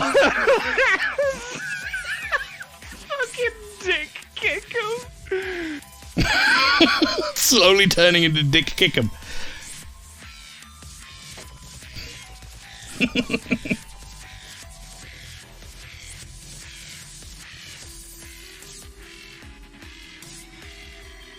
Oh yeah, prove it, unless you're just some dick who's making shit up to look cool on the internet. The man says, fuck you, asshole, don't you know I am? Right, okay, I'm gonna say... You say, I'm Zogbot 7, bitch, and then turn him into Busco meat cubes.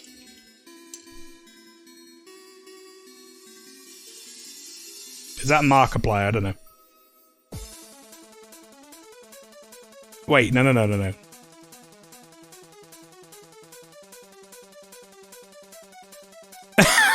the robot forums, I'm redoing this. I want this to go right. Okay, this is fine. I'm Zogbot 7, bitch, and I'm gonna send your ass to the wildcard dimension, you say, turning into your mechanical form and flying high in the air. What am I about to do? Okay, no, I like what Tom said. Suplex the man into the sun.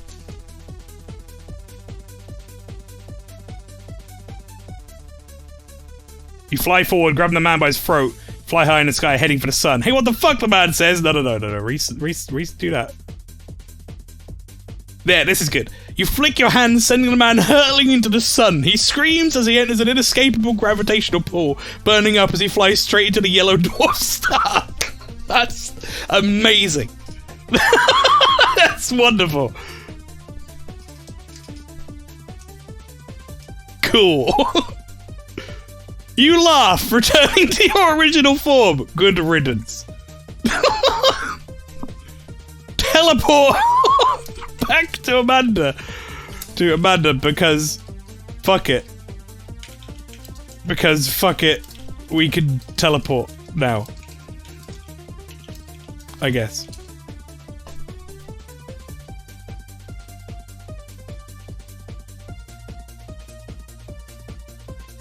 Okay, no. I don't want hey honey. With your newfound powers, you teleport back to Amanda's apartment. Hey Amanda, you say, walking in the room, no response. Oh no, what happened to Amanda? Did someone fucking offer? She's at work. Amanda, you ask a little loud this time, shrug, no response. You shrug, hear a toilet flush from the bathroom. A moment later, Amanda walks out. Oh no, chat. I'm gonna hover over this fucking back button. Hovering over this back button. I know where this goes.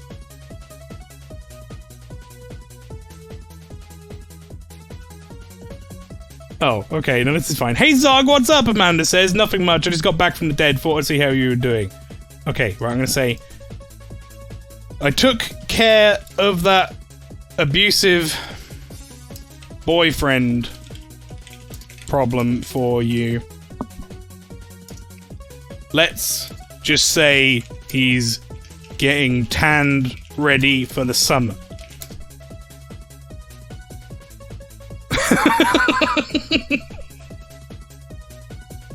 So now that's out of the way, can you get me that laser skin so I can kill these fucking assassins?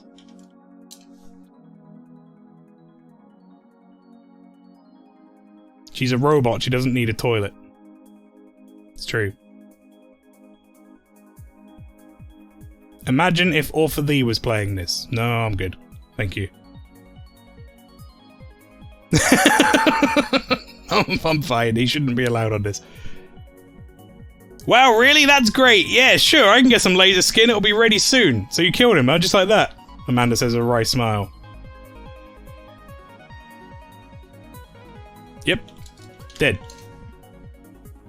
You? Yep, dead. Oh. That's not what I wanted to do. I'm gonna undo. Yep. Dead. I wanted to say it. She knows. We can't leave any witnesses, Mael. Well, you're one of the few who have been able to do that for whatever reason. Come on. What do you mean? I'm hovering over that back button again. I'm scared. You follow Amanda into the lab where she sits you down and applies laser skin to your chest. It itches, it slowly hardens, protecting your chest. There, enjoy. Thanks. Nice. Nice. Go find the assassins preemptively. Primitively.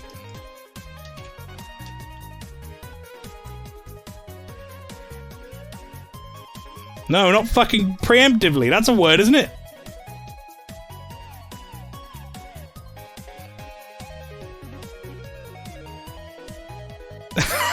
I'm sure that's a word. Double E. Emptive. Oh, it's because I put like some weird shit in the middle there. It wants it with a... Okay, sure, we can have it with a hyphen, that's fine. Go find the assassins preemptively and fuck their shit up.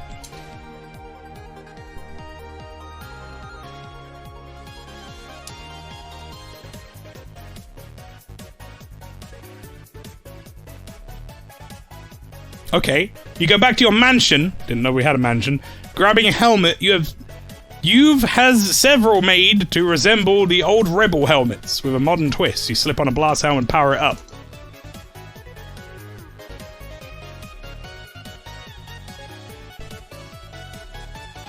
You sit there thinking. You could lie in wait at the bar. The assassins will probably try to kill you there. Okay, go to the bar and lie in wait for the assassins. Also, shouldn't this be like lay like that? But whatever, it's put lie in wait, so I'll put that as well.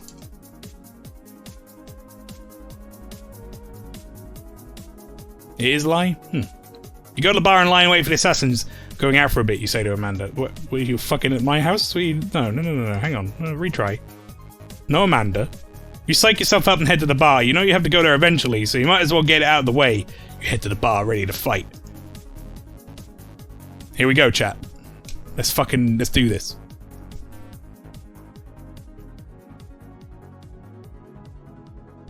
Hey Zog, where's your sidekick Amanda today? Offo says. Oh no, I haven't seen you, reply looking around. I guess we hang out together. I guess she's a friend.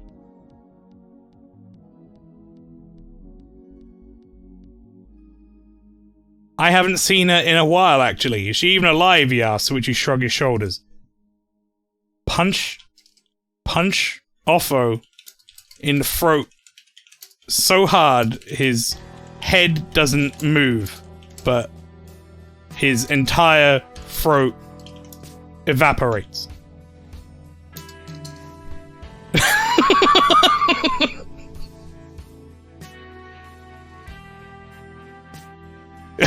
Oh shit! Alright, chat, I would say there's a 1 or 2 here, but I'm all on 1. Number 2 is just ignoring it. It's like you punch him, you land a hit, however his neck doesn't even recoil. Number 1 though is you swing it off your fitch catching his throat. There's a small pop as his entire throat evaporates as he tries to scream but can't. Alright, there is a poll live though. Go ahead. If everybody likes 2 better for some reason, I'll do it, but I'm on team 1. That's all I'm saying. Poll is at the top of the chat, everybody.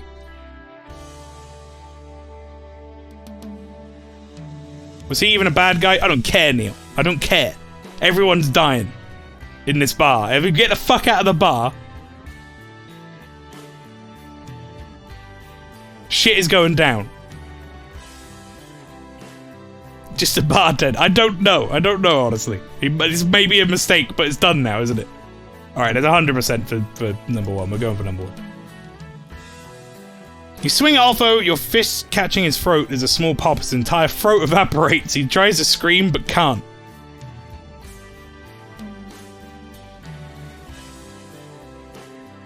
Get rid of this. You grip his throat, which is gone. Your eyes widening as you realize what you've done. He claws at his throat as he slowly asphyxiates, collapsing on the counter of the bar. Throw him into the sun.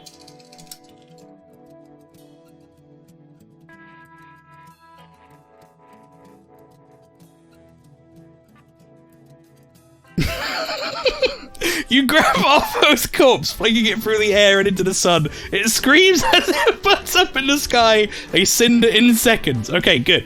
Lie in wait. Okay, wait. No, wait. Oh, no. What could I do? Oh, I could, place Busco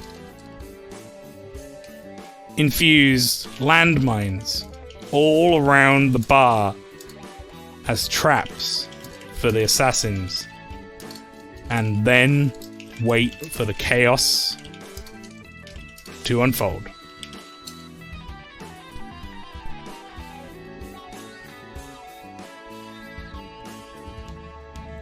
You quickly set up the bar with landmines around the entrances and exits before hiding. You hide in a safe place waiting for the assassins to come. After about an hour, you hear a yell. Here we go. We have to incorporate Bub Tebdy somehow. Maybe Bub Tebdy made his gun. Zog the Great is dead, one of the assassins yells. Isn't that not me? Are you sure? Another asks. His body's been found. The old man says it's him. You jump out from your hiding place and unsheath your Bubtebdi brand light swords, slicing the men into chicken nuggets.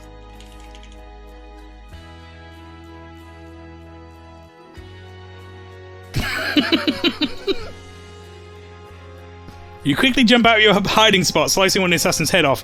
You leap into the fray, hacking and slashing as fast as you can. I'm going to retry that. There's no mention of Bubtebdi or nuggets. Unsheath your blades before leaping out of the trapdoor. You slice two assassins' head in half with one swipe. The other blade to prevent attack from another. No. One more time. Chicken nuggets serving up. That's right. Okay, that's fine. You slice them into several pieces. That's kind of chicken nuggets. Throw one of my I'm just going to keep putting it in until it recognizes it. Bubtebdi swords at one of the men drawing his weapon and split him asunder.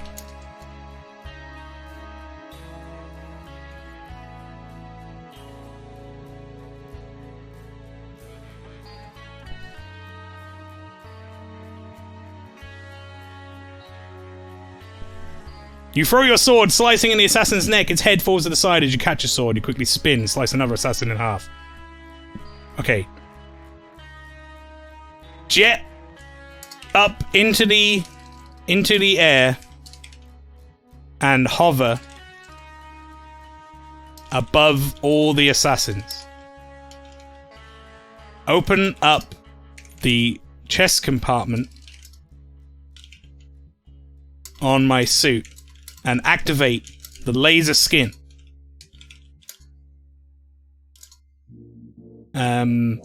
Which then...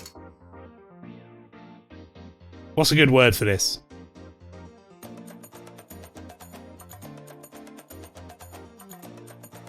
Good word for this, chat? Emancipates. That's a good word. Yeah, we did eviscerates already. Is emancipate the right word? Isn't that like to release something? Like to free someone? Absolutely not. Okay, good.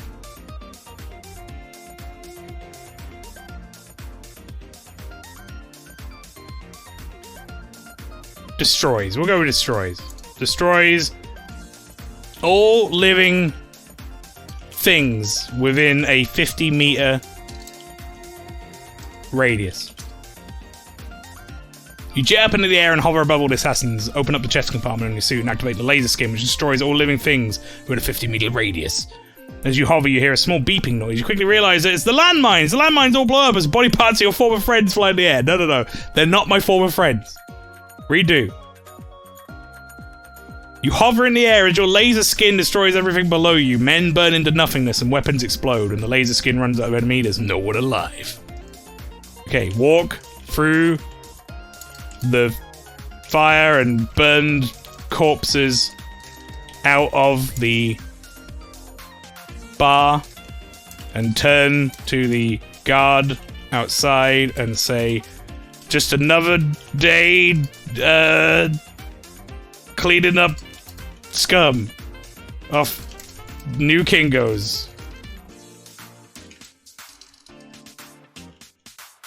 You might want to hire a janitor for the mess.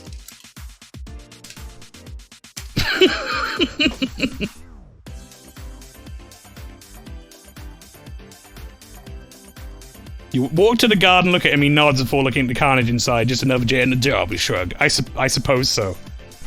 Okay, and finally, fly off into the sun. Yay!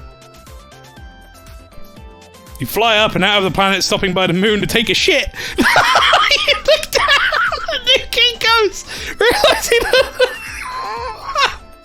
that the life you've taken and things you've done mean jack shit.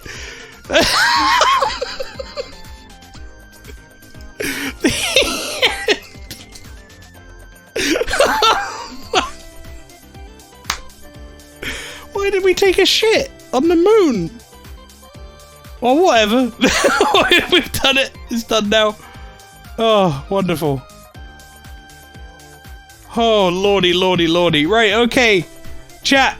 That is going to be the end of another AI dungeon stream, everybody. I hope you enjoyed. Obviously, the usual stuff, that will be up on YouTube at some point as a VOD, so that you can watch the whole thing. It'll be cut into chapters and whatnot as well. Oh, lordy. Okay, so next week, everybody. First YouTube, then sweary. That's right, yep. Next week, everybody, we will be doing Near the Replicant remake from Saturday's 7 PM. That's going to be what replaces whatever we were doing before, which is D4. And obviously this is not like a regular slot. My next stream, however, will be Monday, where we'll be maybe finishing off Dishonored 2. So you can come and join me for that. I'll also probably be around tomorrow on Cowardly Pastry's Dead by Daylight stream. Killing fools. Or more likely being killed, actually. That's probably going to happen. But yeah, that is it from me tonight, everybody. Stick around for the raid. But that's going to be the end of the stream. Hope you enjoyed.